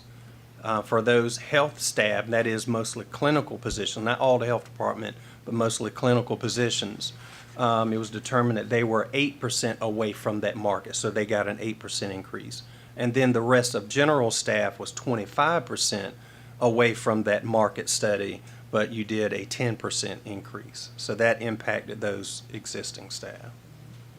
And also, just as a reminder, what's in the budget that you adopted last week is a 5% increase for all existing staff. That does not further lift the compensation plan. All of the starting salaries for every grade stays the same as what you adopted last year. But what's in there is for every staff member that was on board by June 21st will get a 5% increase. May I ask a clarifying question? Go So ahead. you're asking for us to adjust your pay scales, not necessarily to adjust the pay of the existing staff? Well, I would suggest not really either or, but we've got to stay competitive with my neighboring counties. So, if we got a 5%, my request would be between the 8 and the 10%. Yeah, I understand that. But even adjusting the pay scale, yeah, depending on what it is, I could adjust it. So we've had a lot of I've had a lot of conversations with people and board members about what this is, but it's almost two things going on at the same time. Because these numbers are saying that 43.5, but that's just for someone that you would hire tomorrow, not necessarily for anyone that's on your staff now. And the staff needs to adjust as well, across the board. My detention and deputies across the board, it needs to adjust from bottom up. Yeah, I understand. It's more just a clarifying thing for how this is all viewed, because we can look at that base number, but hopefully most people that you're hiring aren't starting out as a brand-new officer. You guys know the struggle when they were coming in, and it's a mindset, we gotta change the mindset. We gotta do something bold when it comes to public safety. It was a mindset when I came in, that was a mindset that they started at base. So they would be somewhere 8 years at another place, and they would have to come in base. That was the mindset, and I'm still 7 years in changing that mindset, so I'm glad you brought that up. So that was the mindset, that I would have to bring an 8-year veteran in at a base salary, so some of them still working their way up. So that did occur, and I'm trying to prevent that from occurring. Well, I'm of the opinion that if the money is there, we don't tell you where to start your deputies, okay? If the money is there, if the money is there, okay. So that's where so the negotiation between where you're starting your deputies, if the money is in that salary, is strictly yours. Is that correct? Okay. Now, other thing, let me clear up. I'm of the opinion you're asking us to increase the starting salary 5%. That's what I'm hearing that you're asking. And with that, that would need to move our other guys up as well. Well, that would say if you hired a deputy, tomorrow, they would be at what, 45. If you hired them at the starting salary, they would be at 45 rather than what, 43 now? They wouldn't be at 45. The 5% was before July 1. That is my concern as well. Yeah, I think it's almost the ask needs to be that we just increase the overall salary line item an additional amount, as opposed, and then leave it to discretion. Let me go at that. That's always been my concern. That's why so many of our deputies and detention and staff, they could start a month after.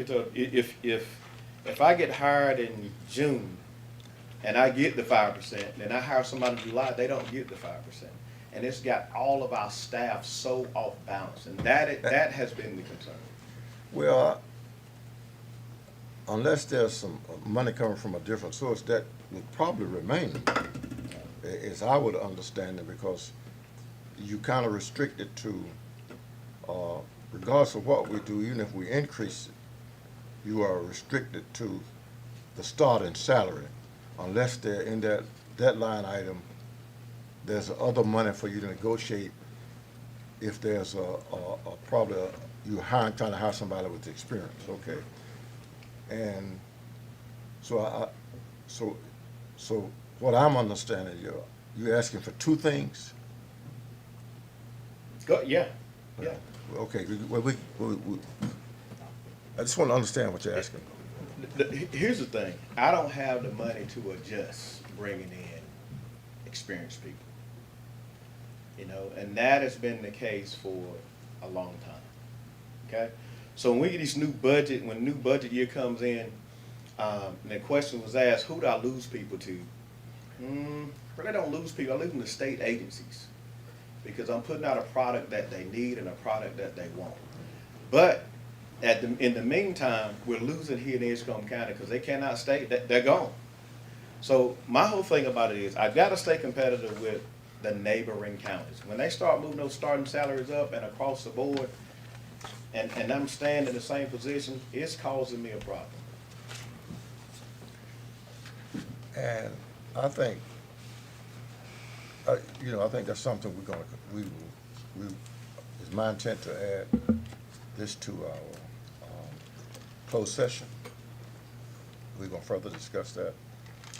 But that's going to always be an issue as it relates to neighboring counties, because as we go up, neighboring counties also go up. So that's also an issue that will have to be addressed when the revenue stream of the county changes, so that we can make some positive decisions as it relates to the salaries of our total workforce, including all of the sheriff's officers. But I'm listening, and I hear what you're asking for, and while we're going to add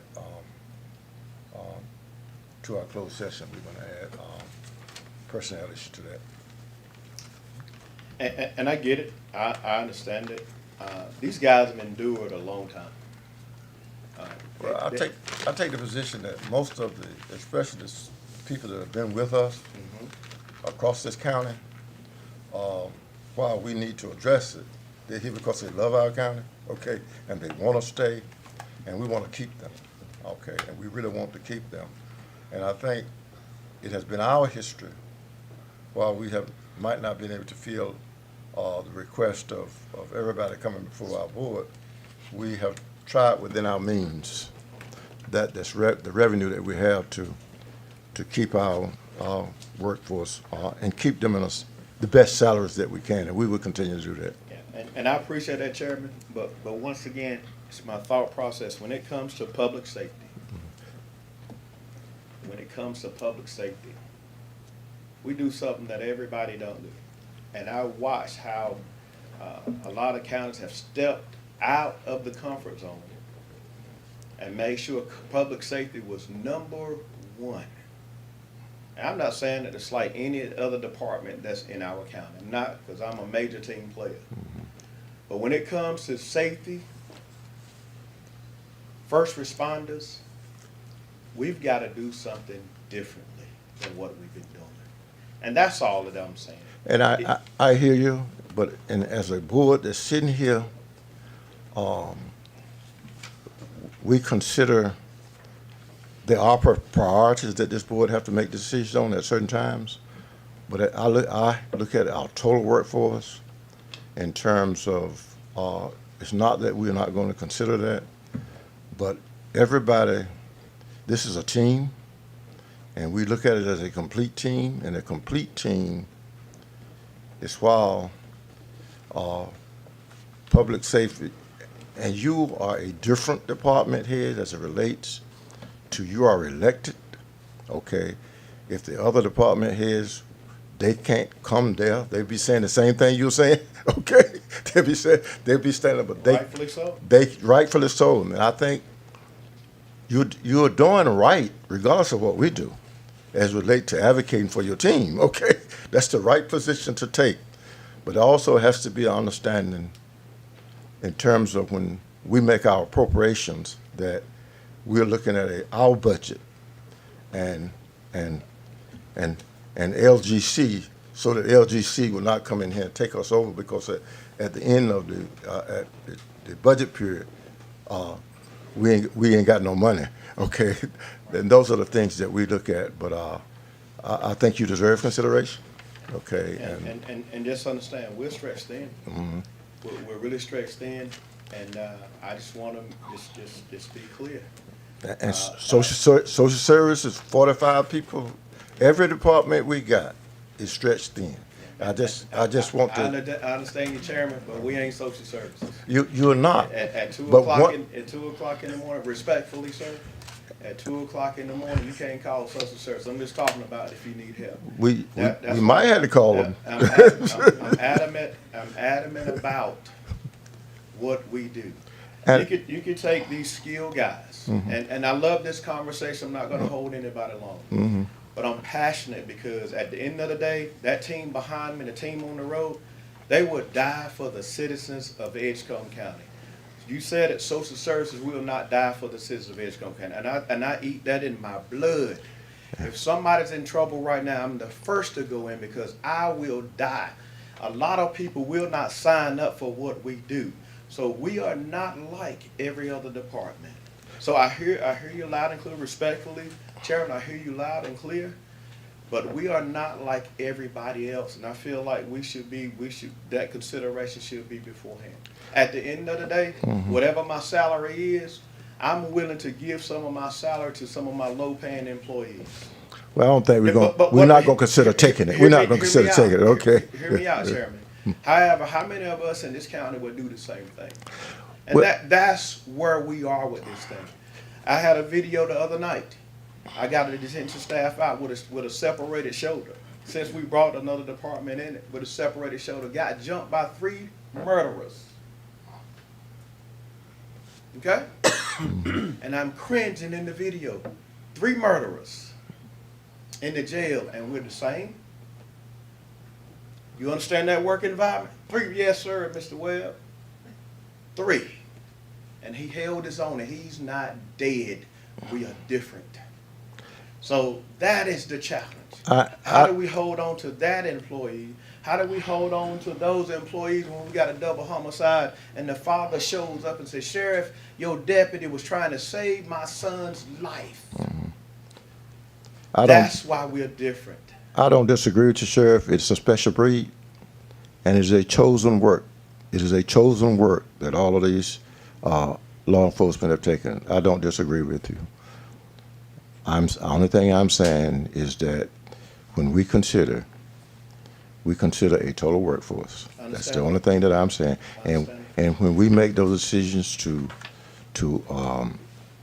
award those salaries, we are making it with that in mind, and we're also doing it with what the budget will allow. And we're going to look at this. I think you deserve it. It's not to say that I don't deserve it, but when I look at the other side of that, I got to go back to social service. If you've got a child involved, you got to call them out too. So they come out too.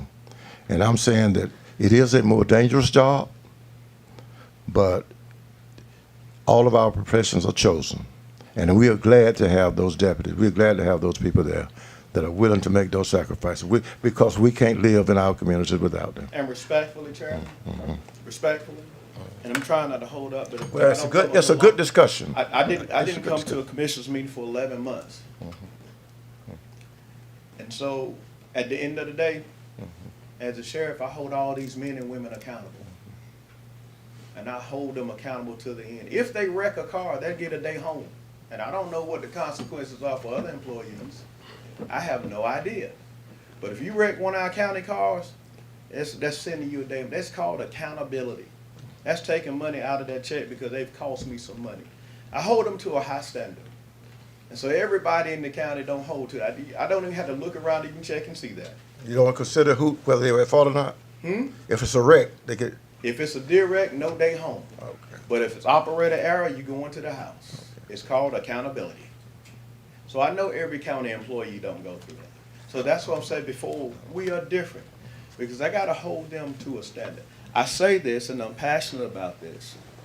At the end of the day, 7 years ago when I got here, all I heard was a deputy sleeping behind house. They ain't doing nothing. We don't see them. And I tell you, I got one of the most active groups across eastern North Carolina. We're holding 3 municipalities, Whitakers, Princeville, Macclesfield. We are stretched. East Rocky Mountain, they call us in East Rocky Mountain all the time. Sheriff, come clean this up. Sure, because I am elected, Chairman. So we're holding it down all across the place, the courtroom, the jails. All I'm saying is, this is a different group. And when it hits the fan, we are the ones that's covering 500 square miles and keeping this county safe. They deserve every bit of it. And I say this as I close. As a former state employee that I rather like to say in front of them, I didn't deserve nearly as much money as I did as a state trooper. I'm embarrassed to stand before this board because when I think about what they have done, securing courts, the jails, the county, I'm embarrassed as a state trooper that I got paid so much money and I did very little. I'm embarrassed. And so across the state as I move, I said, I know who need to get paid. Those men and women at the sheriff's office, and I tell those great guys that we call each other, I said, man, y'all don't deserve it. Because by the time they get there, those deputies are already in place waiting for them to show up. And so that's my stance. I see it from a whole different lens.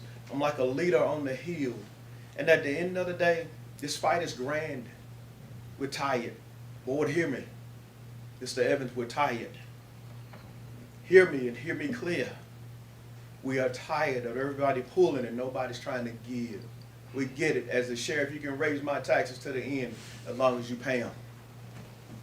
And I mean that. And I say that proudly. And at the end of the day, as I take my seat, it hurts. It hurts to no end. Because I know the product that we're putting out every day. I know the product that they got to stand beside every day. And no slight to any other department, but when we come into the building, I expect a lot out of these men and women. I expect. What I'm building here, ladies and gentlemen, I'm building sheriffs. I don't care which one of those guys take my job. Because when you're a real leader, you want them to take your job. And that's how I am built. So every day they walk through, I'm building sheriffs. And I don't care which one of them try to come get it. I say it publicly. but I'm building them to be better leaders across this county. You guys ought to feel safe, men and women. You guys ought to feel safe. Because when the municipalities can't handle it, the citizens are calling us to clean it up in every city in Edgecombe County. So that's why I'm thankful and grateful. They just need to get paid. Anytime I see Pine Tops getting paid more than what we're paid, I cringe. I cringe. Anytime I see Tarboro getting paid more, I cringe. Because I know what's going on that radio and they're calling us left and right and on the east side of Rocky Mount. I get it. All I'm saying is, as a leader, and you guys gotta feel my heart, I feel no ill will towards anybody. But as I walk and lead men and women across Edgecombe County, you guys ought to be proud that you have them. And I say that as a former state trooper, that I didn't deserve to get paid all the money I did, because they are the ones that should get the funding. And I mean that. And I tell every colonel and captain across the state, it's them, every sheriff's officer across the building. Thank you. If you guys don't have any more questions, I appreciate you. I did have one thing. Go ahead. I noticed on it says pending request to the county manager, the commissioner for incentive increases for the sheriff's office employees based on education, specialized training to promote retention, recruitment of qualified applicants. Is this something we do in every department, just not the sheriff's office? We do in some other departments. We call it incentive credentials.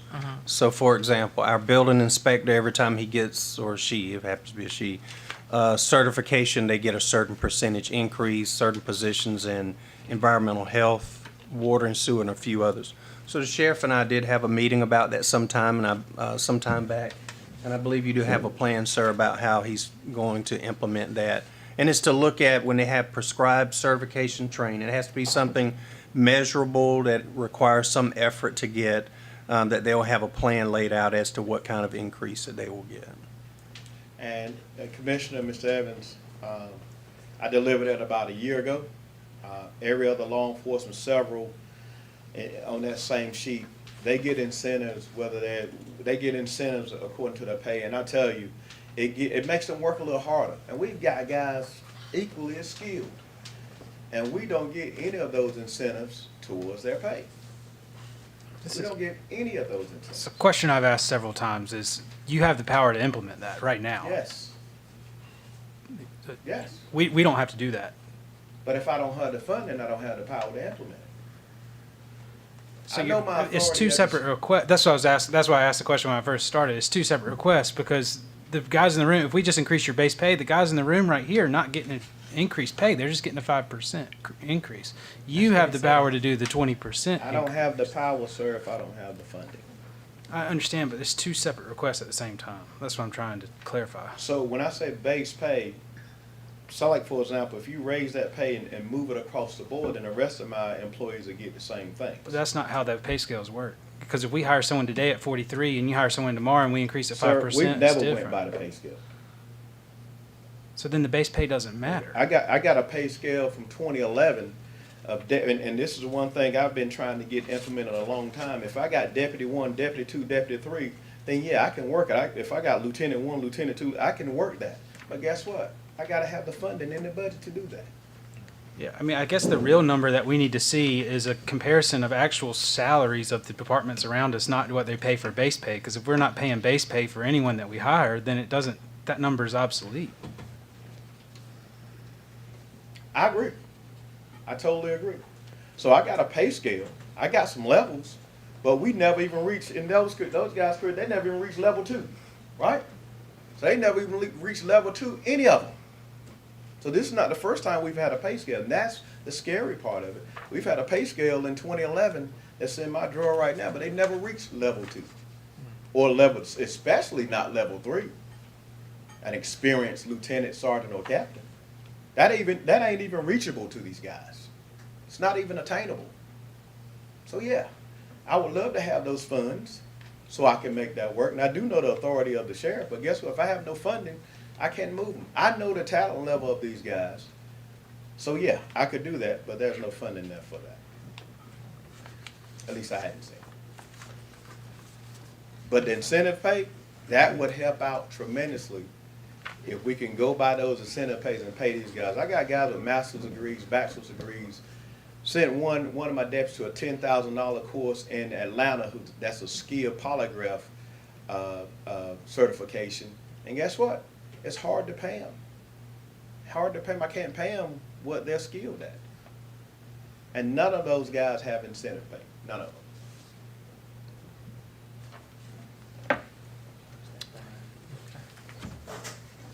them.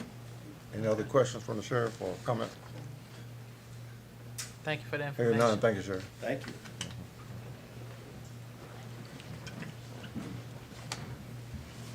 Is there anybody else for public petitions?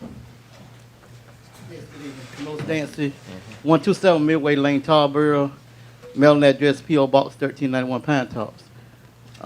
Listen to this conversation, I can kind of relate. First, although y'all talk about safety, first thing you read, basically. So evidently y'all do have some concerns about safety. I've been out here a long time. When Phil Ellis was here, Sheriff Phil Ellis, Sheriff James Knight, and now Sheriff Atkinson. And I can't recall any sheriff coming up fighting for their employees. And I think that may have something to do with it, because if they had a fault, and I could be wrong, I stand to be corrected, the salaries might not be as low as they are. So that's one point. And I know why. But I'm listening to the conversation in comparison to other departments. Now, that hit home with me. I've been on my job 37 years. I build airplane parts, fighter jets, tanks, some commercial. And we have been compared with other places around here. Nobody in Edgecombe and Nash County do what I do. Commerce, build engines. You see mechanics around all the time. So when you talk about comparison, I have a problem with that because we talk about it on our job. So when you talk about comparison, I don't get it. And again, like I said, I've been out here a long time. I be out. I go to work sometimes 2, 3, 4 o'clock in the morning. I went to work 2 o'clock Saturday morning, got off at 6. I was going to stay to 10, but it was so, y'all talking about hot in here, it's cold where I work at. Sometimes they're trying to regulate the temperature. But I see deputies. I see them. I feel safe on the road that time in the morning because very seldom I don't see one. I don't care what route I take.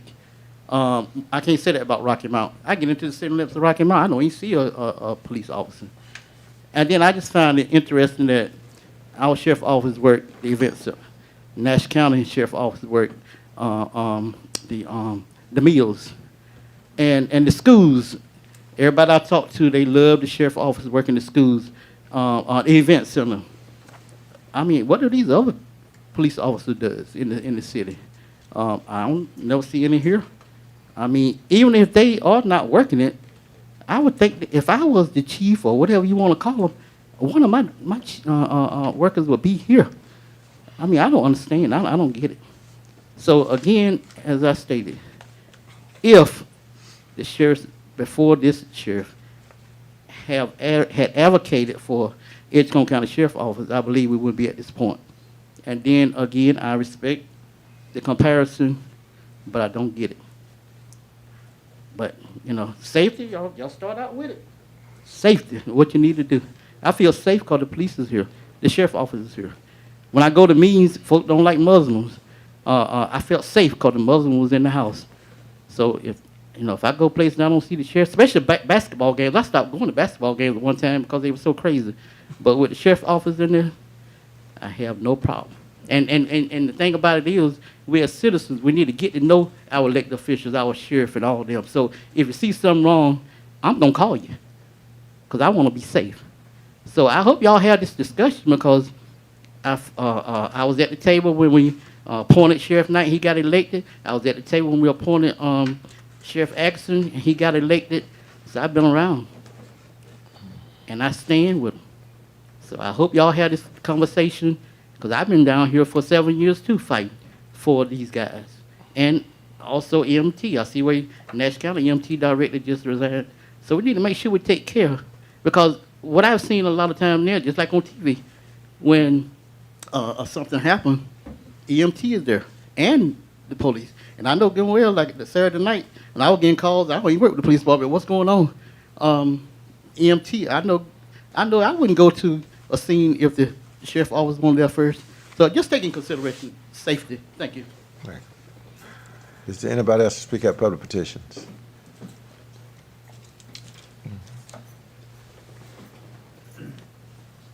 Hi, Abby Lane, 6061 Northwest, Tarboro, North Carolina.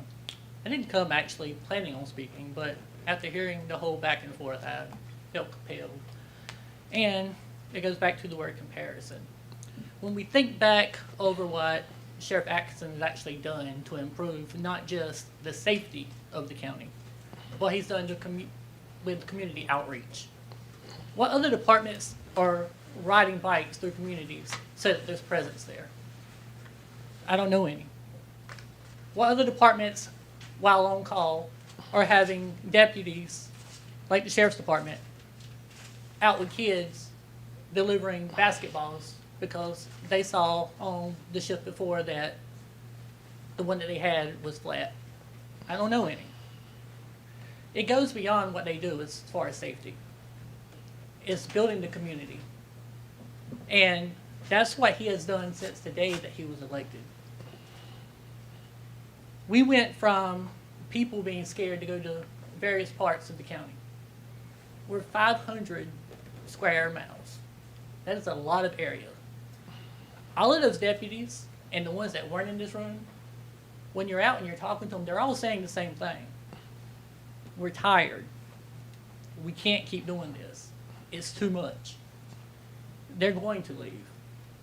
It's not an if, it's a when at this point. He said it best. We have to be progressive. We have to look at what we're not doing and see how we can get it done. And there is a way. Now, I get it. Everybody's stretched thin. Everybody needs more money. We're no different. But we're leaving millions of dollars on the table every year. And that's how we can actually, as a county, afford to give those raises. Case in point, if you look at the last year's budget for the state, Nash County got over $2 million for the sheriff's department. A lot of it went to things like replacing the different rides as far as detention center repairs. These are all things that I've been in these meetings and heard the sheriff say, we need these, and I've heard all of you say, how can we afford it? Think back a couple months. The whole debate was over, are we going to lease cars or are we going to go ahead and buy new patrol cars? If a simple grant would have been written to the state, that wouldn't have been a question. That money that's now going into patrol vehicles could have went into these salaries. And every year that I'm looking at the state budget, I'm seeing the same thing. There's millions of dollars that every county around us is getting, and we're getting nothing. So I don't know why it is that these grants aren't being presented to the General Assembly. Above my pay grade. But what I do know is that myself and many others, we're not only tired of having to make the argument of there's no money, when we're seeing that there's millions of dollars on the table. So again, I get it. Right now, it's not feasible. You have to look at what we have right now. But moving forward, which is what I heard the sheriff saying, moving forward, we need to do something different. And what I'm looking at, if there's millions of dollars at play every year, that's just sitting there, and we're doing nothing to get it, that's money that could have been allocated elsewhere. We're wasting money buying things that we could have already funded through the state. And that's where we have to change. That's what we have to change moving forward, so that all of those guys that walked out in unison, they know that not only can they stay here and serve the community that they grew up in, the community that they live in, but when they go home at night, they can actually lay their head down and say, someone actually cares enough to do the hard part. Thank you. Good evening, everyone. I felt compelled to come up and speak only because of listening to how our chief had to beg to get a raise. And it hurts me. It hurts me to my core. It saddens me because they do run to danger when a lot of us will be running away from danger. And so they're running to the aid of our families, to us, to whatever that harm might be for us. They're running to it, not away from it. And I don't know what your budget look like. I have no clue as to the numbers that have to go out to the other facilities. But these people have their lives on the line. And I understand social services need their raise. I understand trash need their raises. I understand all of that. But what I heard him say, they're not holding that weapon on their hip and running into danger. So if you can find it in the budget to give them that increase, please do so. Please do so, because we do need them. If your family were in danger, you would hope they're coming to your aid. If you were in danger, you would hope they're coming to your aid. So please, give that consideration. And I understood that you were going to go into closed session, and you are going to consider that and deeply go into that. But I just respectfully ask that you please do so, if possible. Thank you. Excuse me, Mayor, can you state your name for the record? I am Alfreda Perkins. Thank you. Is anybody else? Hearing none. Moving on, Ms. Evans. Yes, sir, Mr. Chairman. We're back at item 7B, and this is consideration of approval and update to our compensation plan. The U.S. Department of Labor recently published a notice that the compensation threshold for overtime eligibility is increasing effective today. Per the FLSA, employees with pay below the threshold are eligible for overtime at 1.5 times their hourly wage or equivalent for salaried employees for time worked over 40 hours in a work week. The current annual salary threshold of $35,568, or the current threshold is $35,568. Effective today, it is increasing to $43,888. It will increase again on January 1st of 2025 to $58,656. Employees whose salaries exceed the threshold and meet what they call executive, administrative, and professional functions are exempt from FLSA overtime requirement.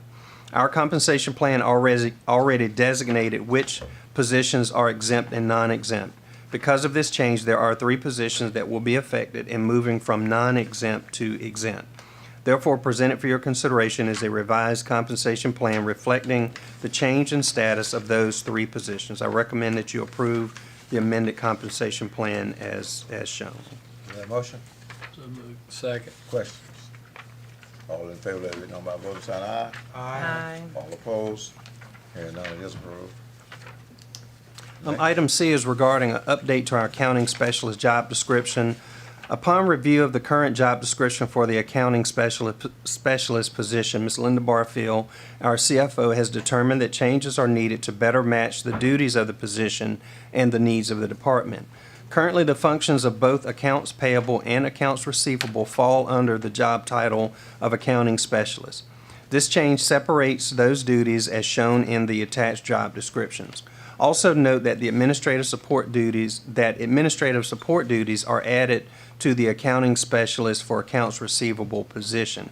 Both positions will remain at the current grade of G4. I recommend that you approve the updated job descriptions as presented. Motion? So moved. Second. Second. Questions? All in favor, let it be known by voting sign aye. Aye. All opposed? Hearing none, it is approved. Next. Item D is regarding additional opioid settlement funds that we will receive. We were recently notified that an agreement has been reached with Kroger as a part of the national opioid settlement effort. Provided that North Carolina counties take action necessary to join the settlement, we will receive additional funds. The additional amount Edgecombe County is to receive over the course of the settlement period is estimated to be $142,322. If we join and receive the funds, they may be used for the same efforts as our current settlement allocation. I recommend that you adopt the enclosed resolution to approve the second settlement agreement for additional funds as presented. Motion? So moved. Second. Questions? All in favor, let it be known by voting sign aye. Aye. All opposed? Hearing none, it is approved. Moving on to appointments. Mr. Carl Warren is is recommended for reappointment for the Edgecombe Community College Board. Is there a motion? Motion. Second. Questions? All in favor, let it be known by the voting sign aye. Aye. All opposed, he is reappointed. Ms. Makita Dickens is recommended for, going to get off the list, Affordable Housing Advisory Board to replace Ms. Tiara Norwood. Is there a motion? Second. Questions? All in favor, let it be known by the voting sign aye. Aye. All opposed, hearing none, it is approved. Contracts for if you don't approve, anything to be brought to the board's attention, Mr. Evans? After list and releases, Mr. Chairman. After list and release? Yes, sir. Anything to be brought to the board's attention? No, sir. Happy to answer any questions that you have. Is there a motion? Second? Second. Questions? All in favor, let it be known by the voting sign aye. Aye. All opposed, hearing none, and it is approved. Now to contracts, anything to be brought to the board's attention? Yes, sir, Mr. Chairman. First, I'll note that you'll see we do present for your consideration an extension of the recently extended contract with FlowVi of North Carolina Incorporated. They provide non-emergency medical transportation through our Department of Social Services. That was recently extended to the end of June. Ms. Battle and her team have solicited proposals. They are getting close to making a recommendation for a new contract, but they needed to do some additional work to vet those responses, and so request that you extend FlowVi of North Carolina Incorporated's contract through the end of July. Also, you have Trash Hounds LLC doing business, more commonly known as Top Dog Trucking, but this is for hauling services for solid waste for your approval as well. And then there are 3 other contracts that are below the threshold for your approval, which are for your information. The transportation contract, how does that feed into the conversation that we had with Trillium? Yes, sir. So for Trillium, as he mentioned, for the clients that they already work with for behavioral health, mental health, and substance abuse services who need medical transportation moving forward after their transition will start getting their transportation coordinated by and provided through. That's the same service that they are providing? Yes, sir. We will still oversee the transportation through these contracts for those that are not in the tailored plan. And so we'll remain, clients who are Medicaid eligible, but they don't have substance abuse, mental health, or developmental disabilities that will go through Trillium. So it'll be a side-by-side service.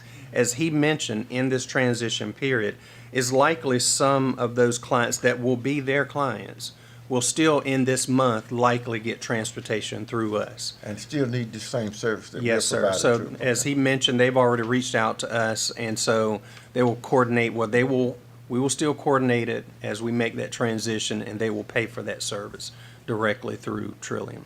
Now, am I hearing that we're going out for a new contract for this service? We have already gone out, yes, sir. For that service? Yes, okay. sir. So this was a 1-year contract for Flow? Yes, sir. Okay. Yes, sir. Okay. And so, and just a reminder, also, this is a supplemental contract. Our main provider has been and continues to be Tar River Transit. That's our main provider. Right, okay. Yes, sir. Well, just so we'd have some understanding. Yes, sir. Absolutely. Good question. Is there a motion to approve? Second. Questions? All in favor, let it be known by a vote sign aye. Aye. All opposed? Hearing none, it is approved. Next is, Department reports, Mr. Chairman. yeah, go right ahead, Mr. Evans. Yes, sir. You have your water and sewer update. I do want to point out, if you look at that, I guess it's the second page of their report, that table, if you look to the far right, that cell there that's highlighted in yellow, that's the year-over-year percentage of water loss, that is water we buy but don't actually bill for. And you'll see that number continues to decrease. If you look down in the bottom left corner, that's comparing that compares the year over year, and you'll see that continues to decrease, and that's something staff have been working on. So I just want to recognize Mr. Paul Mosley, our utilities director, and his team for continuing to work on bringing that water loss percentage down. Good job, Paul. Go right ahead. You also have our financial summary report, and I'll invite Ms. Barfield to come up and give you an overview.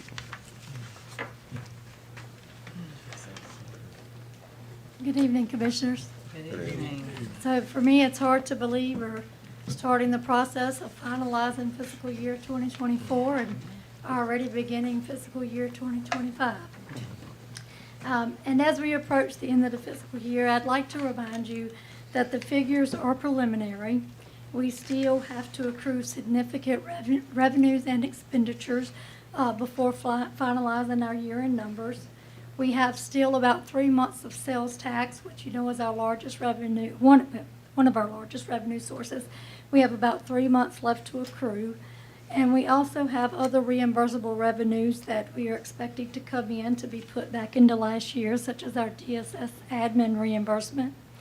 And then additionally, we anticipate processing more June payables through probably about mid-August. So therefore, it's important to know that these figures are not final, and right now, it's not an indication of how these numbers that you're seeing before you will shape our reported financial statements. And I'm happy to answer any questions. Any questions? Thank you. I will also note that our auditors came for their start of our FY24 audit process last week, again, earlier than they've been here before, and that's a credit to Ms. Barfield and her team for being ready for them to start early. So I was able to join Ms. Barfield in an initial kickoff meeting with the auditors team, and they've laid out their path through the whole process. They've already scheduled their second and third visits on site, and so it's an aggressive schedule.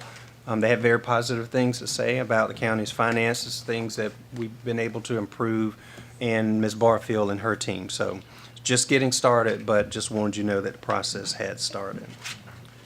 Opioid settlement program update. Mr. Dalton Barrett, who is our community paramedic with our opioid settlement program, is going to come and give you a brief update on some very positive things that they're doing as well.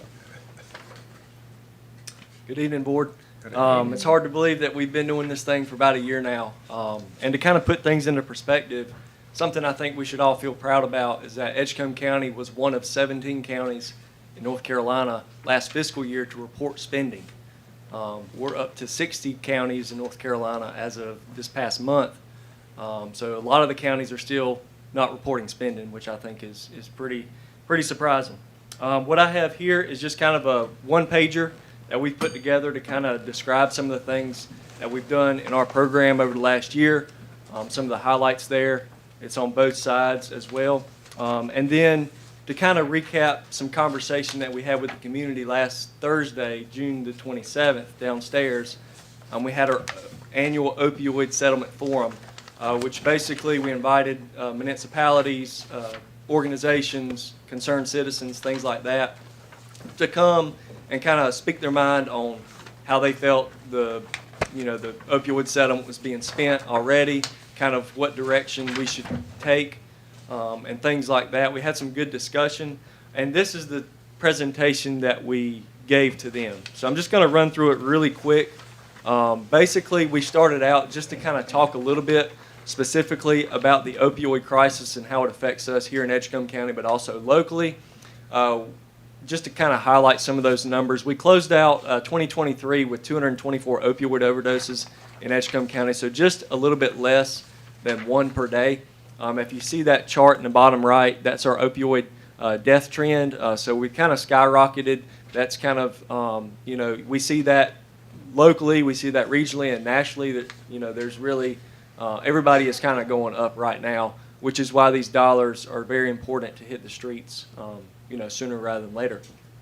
I mentioned a little bit about the specifics of the opioid settlement. A lot of the folks that came out had no clue that there was all this funding available, what it was, and how it was given to local governments. Just to recap that, 85% of it is going out to the local governments. It's based upon your citizens per county. There's a website you can log on to find out how this stuff is being spent in other counties as well. It's called Core NC, or you can Google the North Carolina Opioid Dashboard, and it'll get you there. On the left-hand side of the screen, you'll see the 18-year payment to North Carolina as total, and then on the right-hand side of the screen is the $4.8 million that we're slated to get. It started in 2022. We've got 16 years left. It's very fund-heavy, in the beginning. That way we can get some programs off the ground and things like that to hopefully have a lasting impact. That way we're not dealing with these same issues 16 years from now. These are some of the counties that are reporting spending around us. So a couple of different ways that you can report spending and do different programming. These are all evidence-based programs. We picked 3 as a county and have implemented all of the 3 in different types of phases, and I'll kind of cover that as we go. But the 3 that we picked was recovery support services, which is what my program does. Basically, we come out to meet patients where they are, support them through recovery, and get them into treatment if they so wish. Narcan distribution was another strategy. We're doing that multiple different ways, and then the syringe service program as well. To put things in perspective, recovery support services and Narcan distribution is very popular, as you see on the right side of the screen. There's 30 some odd other counties that decided that that was a good idea for spending as well. Syringe service, the number 9 syringe service program is also popular as well. I think there are a number of syringe service programs that aren't county funded that are taking place specifically in North Carolina. So that number is a lot higher than what it may seem on the chart. That's just the opioid funding specifically. We're looking to kind of push into some of this option B stuff later on that kind of focuses more on some of the prevention efforts and some of the other specific needs that we're kind of seeing pop up from time to time. But there is quite a process to go through to access those strategies. Those are current counties funding Exhibit B, very few. It's very labor intensive, and I think that's something we're working towards, but we're just not there yet. So to talk a little bit about the 3 strategies that we did implement, recovery support services, we're doing a number of things to prevent relapse in the community. We bridge people with medication. That way, if they fall out of treatment, we can continue that into the field, or we can start it in the field and get them to treatment. We do a number of things as far as education, as far as the illicit street drug supply. We've been on the news about those efforts as well. We give out Narcan. We go to schools. We've been in the jail. Starting in a couple of weeks, we're going to Coastal Plains Hospital, which is an acute psych and substance use treatment facility in Rocky Mount, to do groups because that facility serves a lot of folks in Edgecombe County. So we're going to go there and connect them with resources back home as well for when they get out. They're not there for very long. And then we're always trying to be at the community events. So that's the vehicle that you may see. We have a website that's up and running. That's my contact information on the screen. Also, which I'm kind of most proud of, in the last couple of weeks, Johnston County, which is the leader of EMS in North Carolina, actually sent their PORT team, or post-overdose response team, to Edgecombe County to learn how we're doing things. So that was pretty cool. They launched today. They'll be around the clock. So we were the training grounds for Johnston County. So that was pretty neat. Very, very proud of that. I mentioned some of the success stories we had. I know we're crunched on time, so I'll kind of go through some of these different things to talk more about the strategies that we put into effect. Narcan distribution, this is happening in multiple places throughout the county.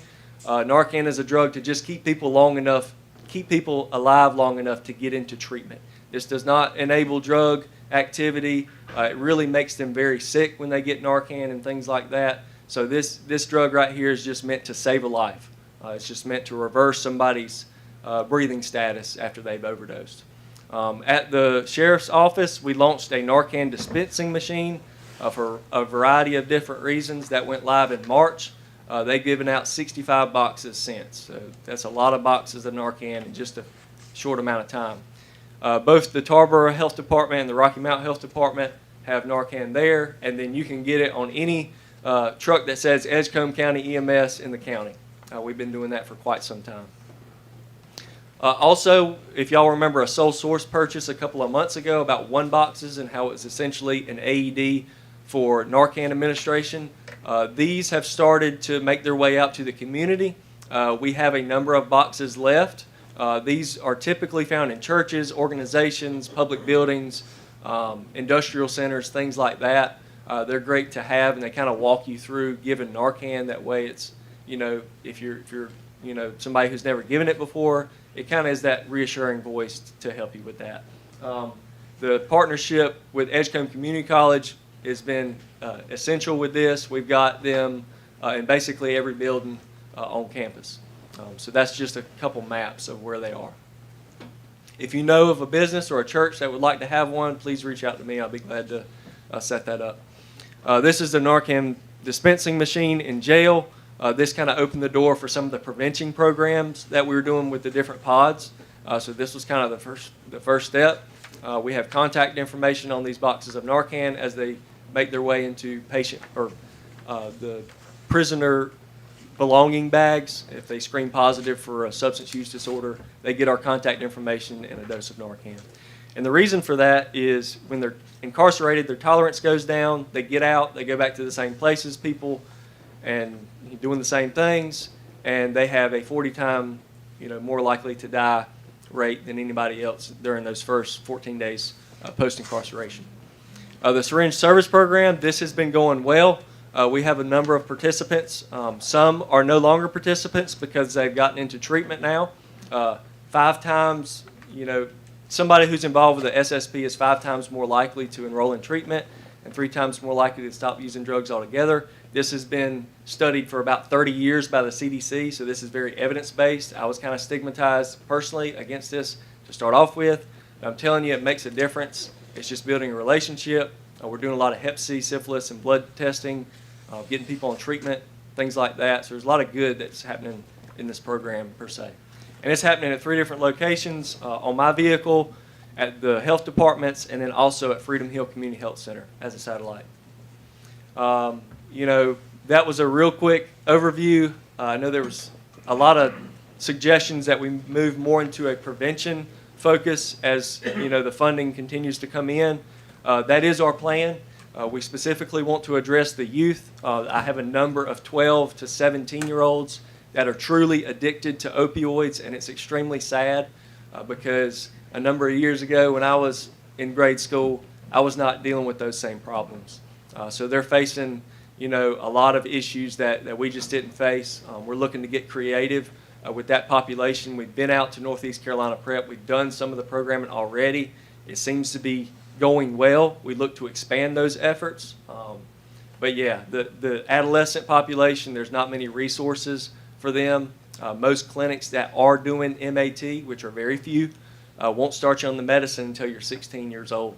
So you have a 12 or 13-year-old that is addicted to opioids that can't really get on the medicine to take away those withdrawal symptoms. It's hard to prevent a relapse. So we're looking into those things. That was kind of some discussion we had during the forum.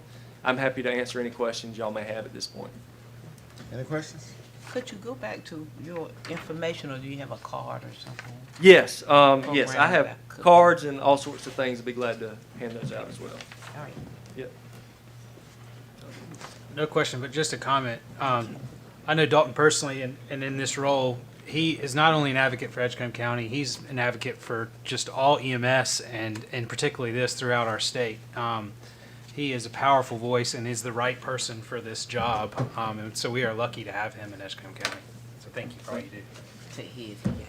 I don't hear that often. That's a major compliment there. More good news. So it's been a one-man army. Certainly there have been a lot of partners. I've got a great boss in the room as well tonight, and with y'all's oversight as well. We did start a second employee. Today was his first day, so we're hopeful for him. He's going to have some expanded hours into the weekends, into the evening times to kind of capture some of those overdose events that maybe I would have to follow up with later on, just to be with them in that moment. That's the second community medic. Yes, sir. Be the second one. Yes, sir. He's got the automobile, got everything? We do now. Yeah. Okay. It's been a struggle to get those vehicles. It has. Yeah.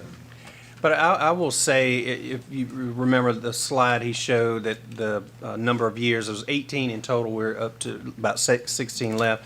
Normally we try not to create positions with grant funds because when they run out, but with it being such a long runway for this, it makes sense to do this.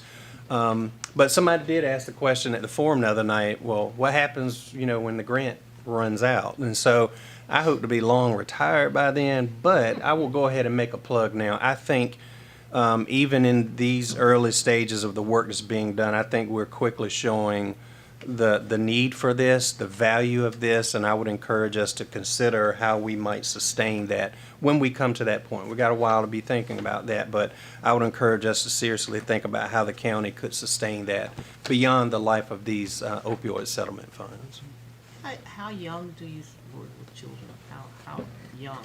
Yeah, so I can kind of think back to some of the, patients that I followed up with. And in this county, we've given Narcan anywhere from 6 months old up into 85, I think was the oldest person. So we've really seen, a vast array of ages and things like that. But I would say, statistically based, the age between 17 and 24, they saw a 500% increase in overdoses kind of around the state over the last year, which is not the most heavily hit age group, but definitely the one with the highest increase. So I think that's where we kind of need to shift our focus.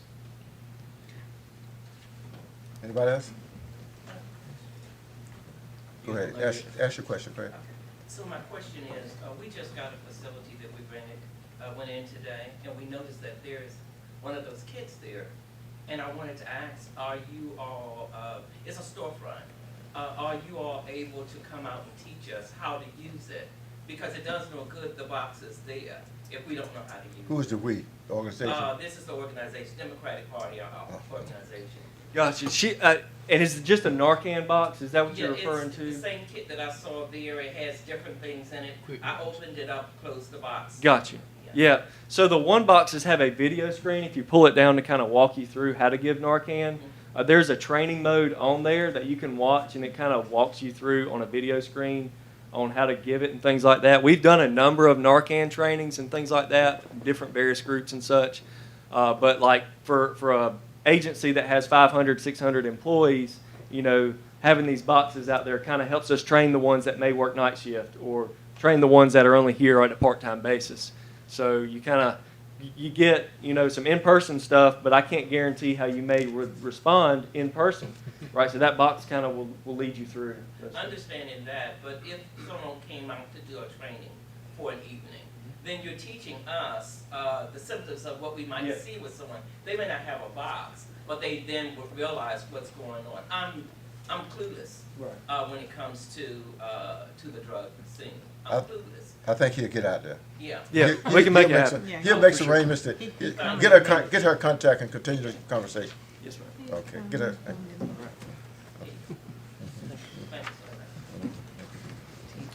Thank you, young man. Yeah, thank you. Good work.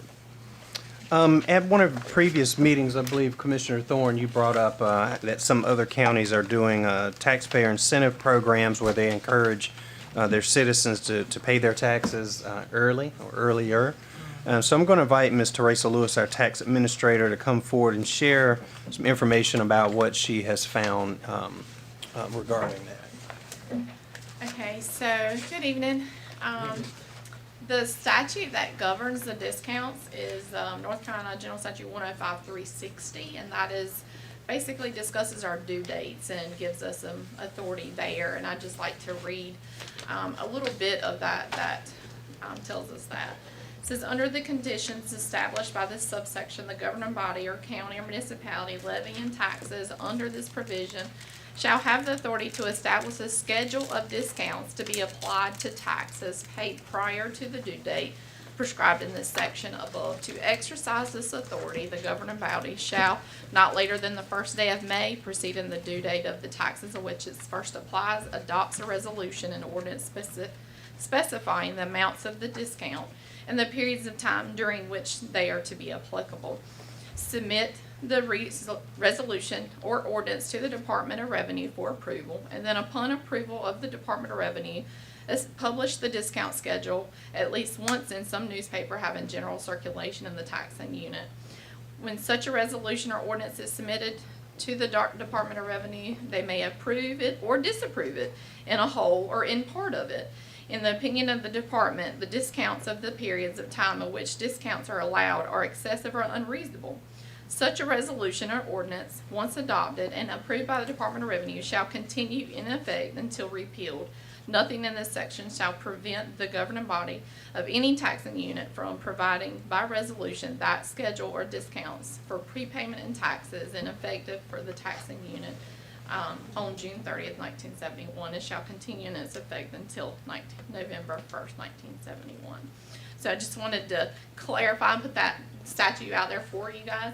I was able to poll our what we call Coastal Plains Regional Tax Association, which has counties from all the way from Northampton County to the beach, Carteret, Craven.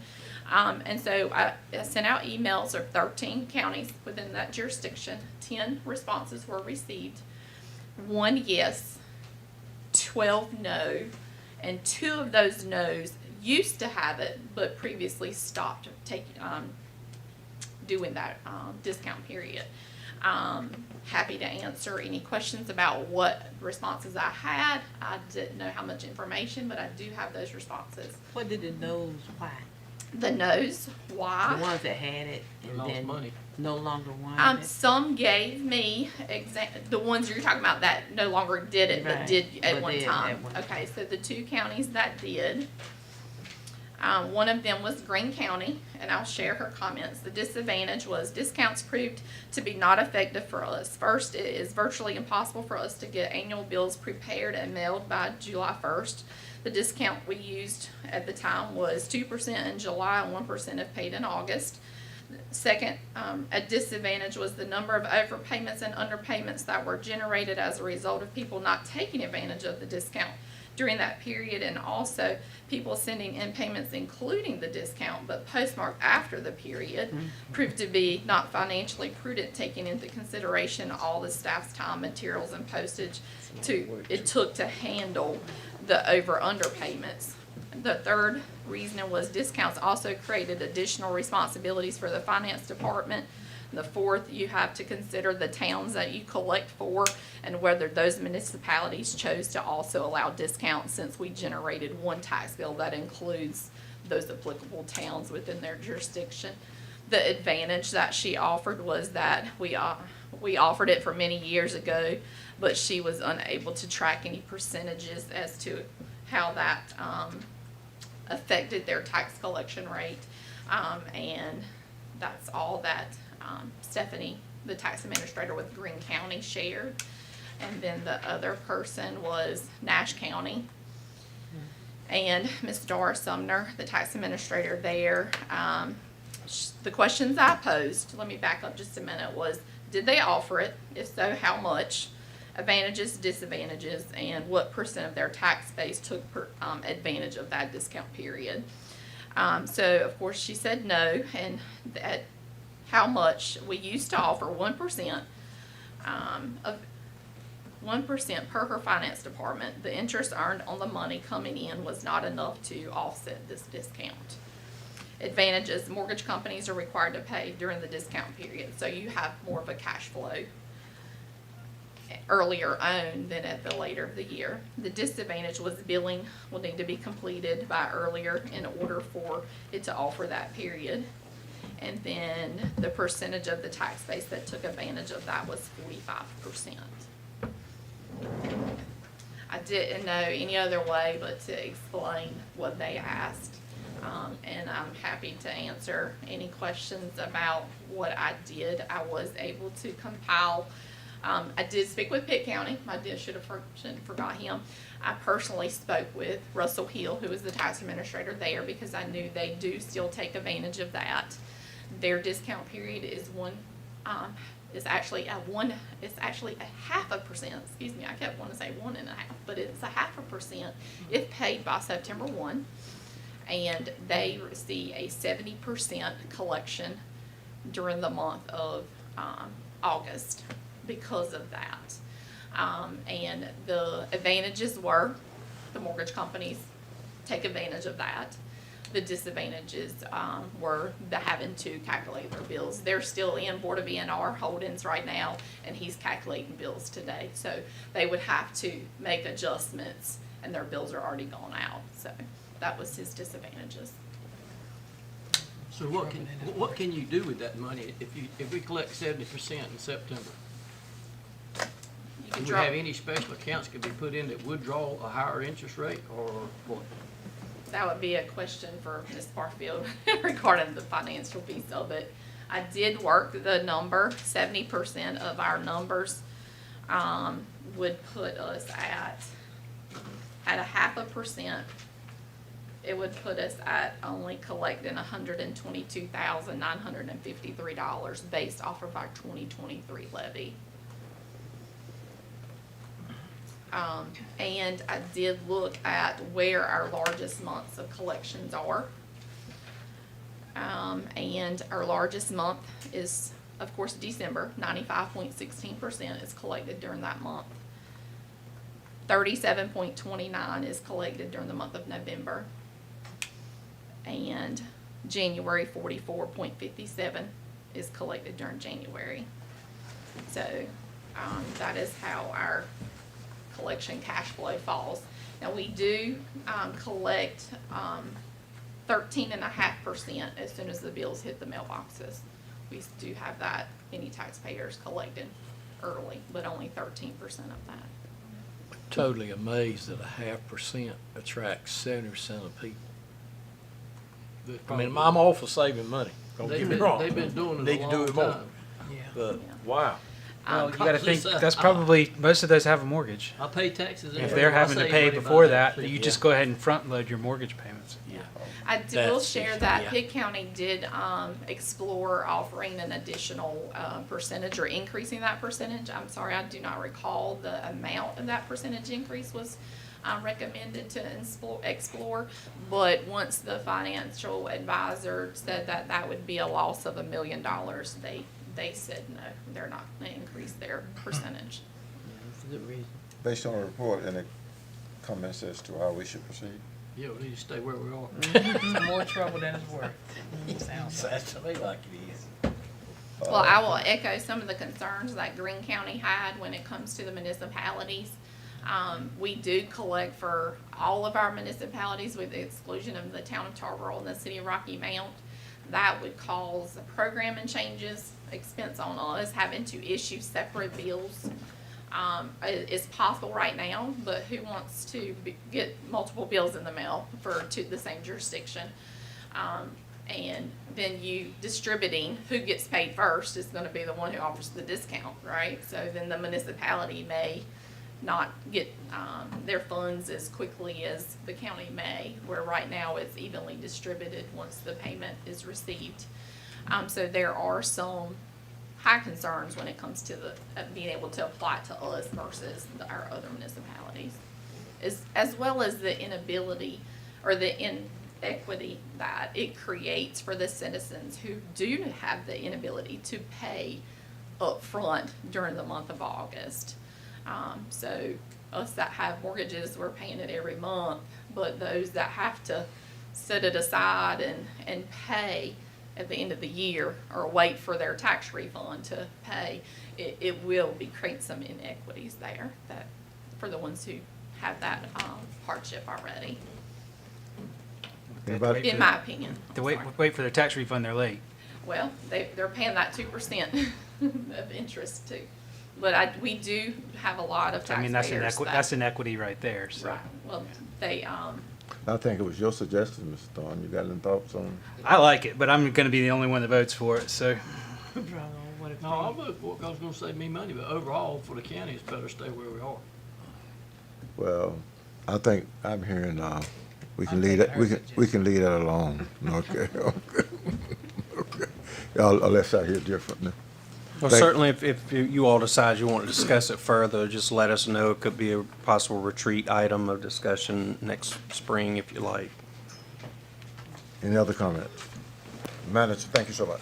thank you. Manager's report. Yes, first thing you'll see proposed county tagline. You should have a copy at your place of this, and I'll ask IT to pull this up for those in the audience to see. To give you the background of this, if you notice, like let's say if you're traveling 64 bypass heading to Rocky Mount, as soon as you cross the Nash County line, you'll see a sign on the right-hand side that says "Welcome to Nash County." It has whatever their tagline is. Most counties have that as you cross over.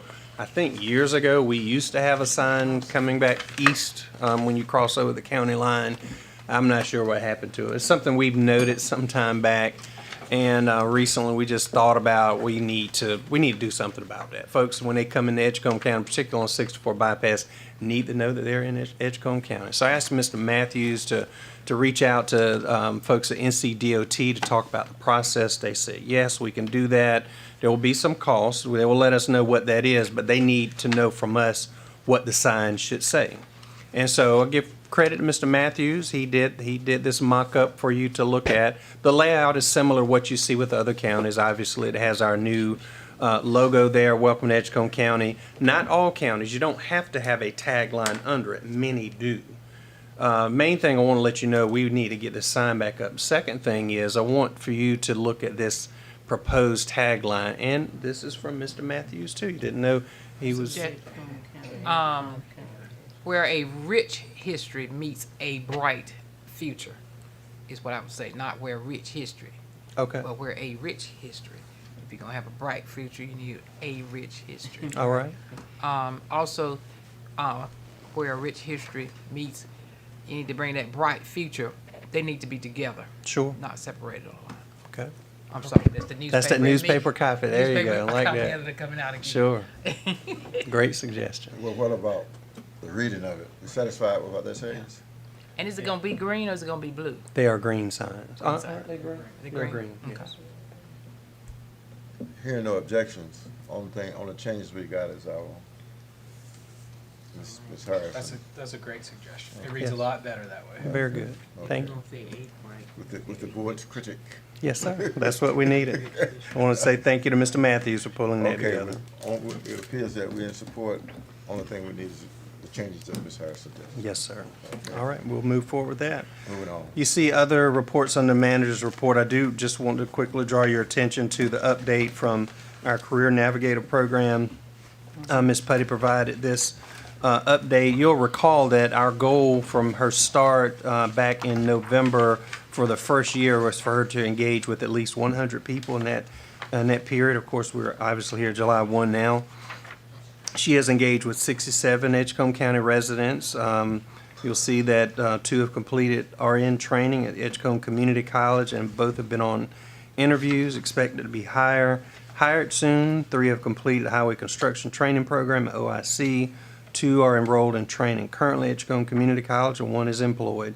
Then you'll see the vast majority of her work when she first started was building that network for resource and referrals, and so you see she's spoken at a number of engagements. She's now on 2 advisory boards. She's has 34 provider partners and 30 employer partners. So again, as you know, this is a new venture for us, so we want to keep you informed, and we'll come back and give you another update in a few months and likely have Ms. Putty here. But that's it. Happy to answer any other questions you might have for anything under manager's report. Anybody? If not, move it on. Go ahead. Nothing else, sir. I think you want to go into closed Let's do session. it. Is there a motion to go into the closed session discussion, economic development and personnel matter? So moved. Questions? All in favor, let it be known by the vote sign aye. Aye. All opposed? Hearing none. Thank you, ladies and gentlemen. We will now be going into closed session. Thank you so much.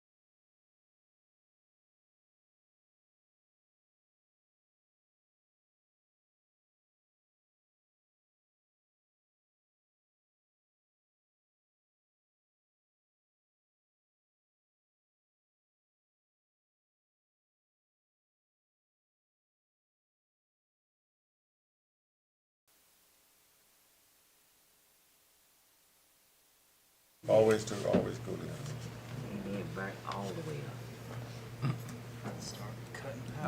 Pretty comfortable myself. Move to adjourn. We good? We are now in open session. Is there any other business to come in open session? Nothing from staff, Mr. Chairman. Anything from the board? Hearing none, is there a motion to adjourn? So moved. Give credit to any two. All in favor, let it be known by the vote sign aye. Aye. All opposed, we stand adjourned. Okay. That's tired. I think it would be careful not here. And you'll let us.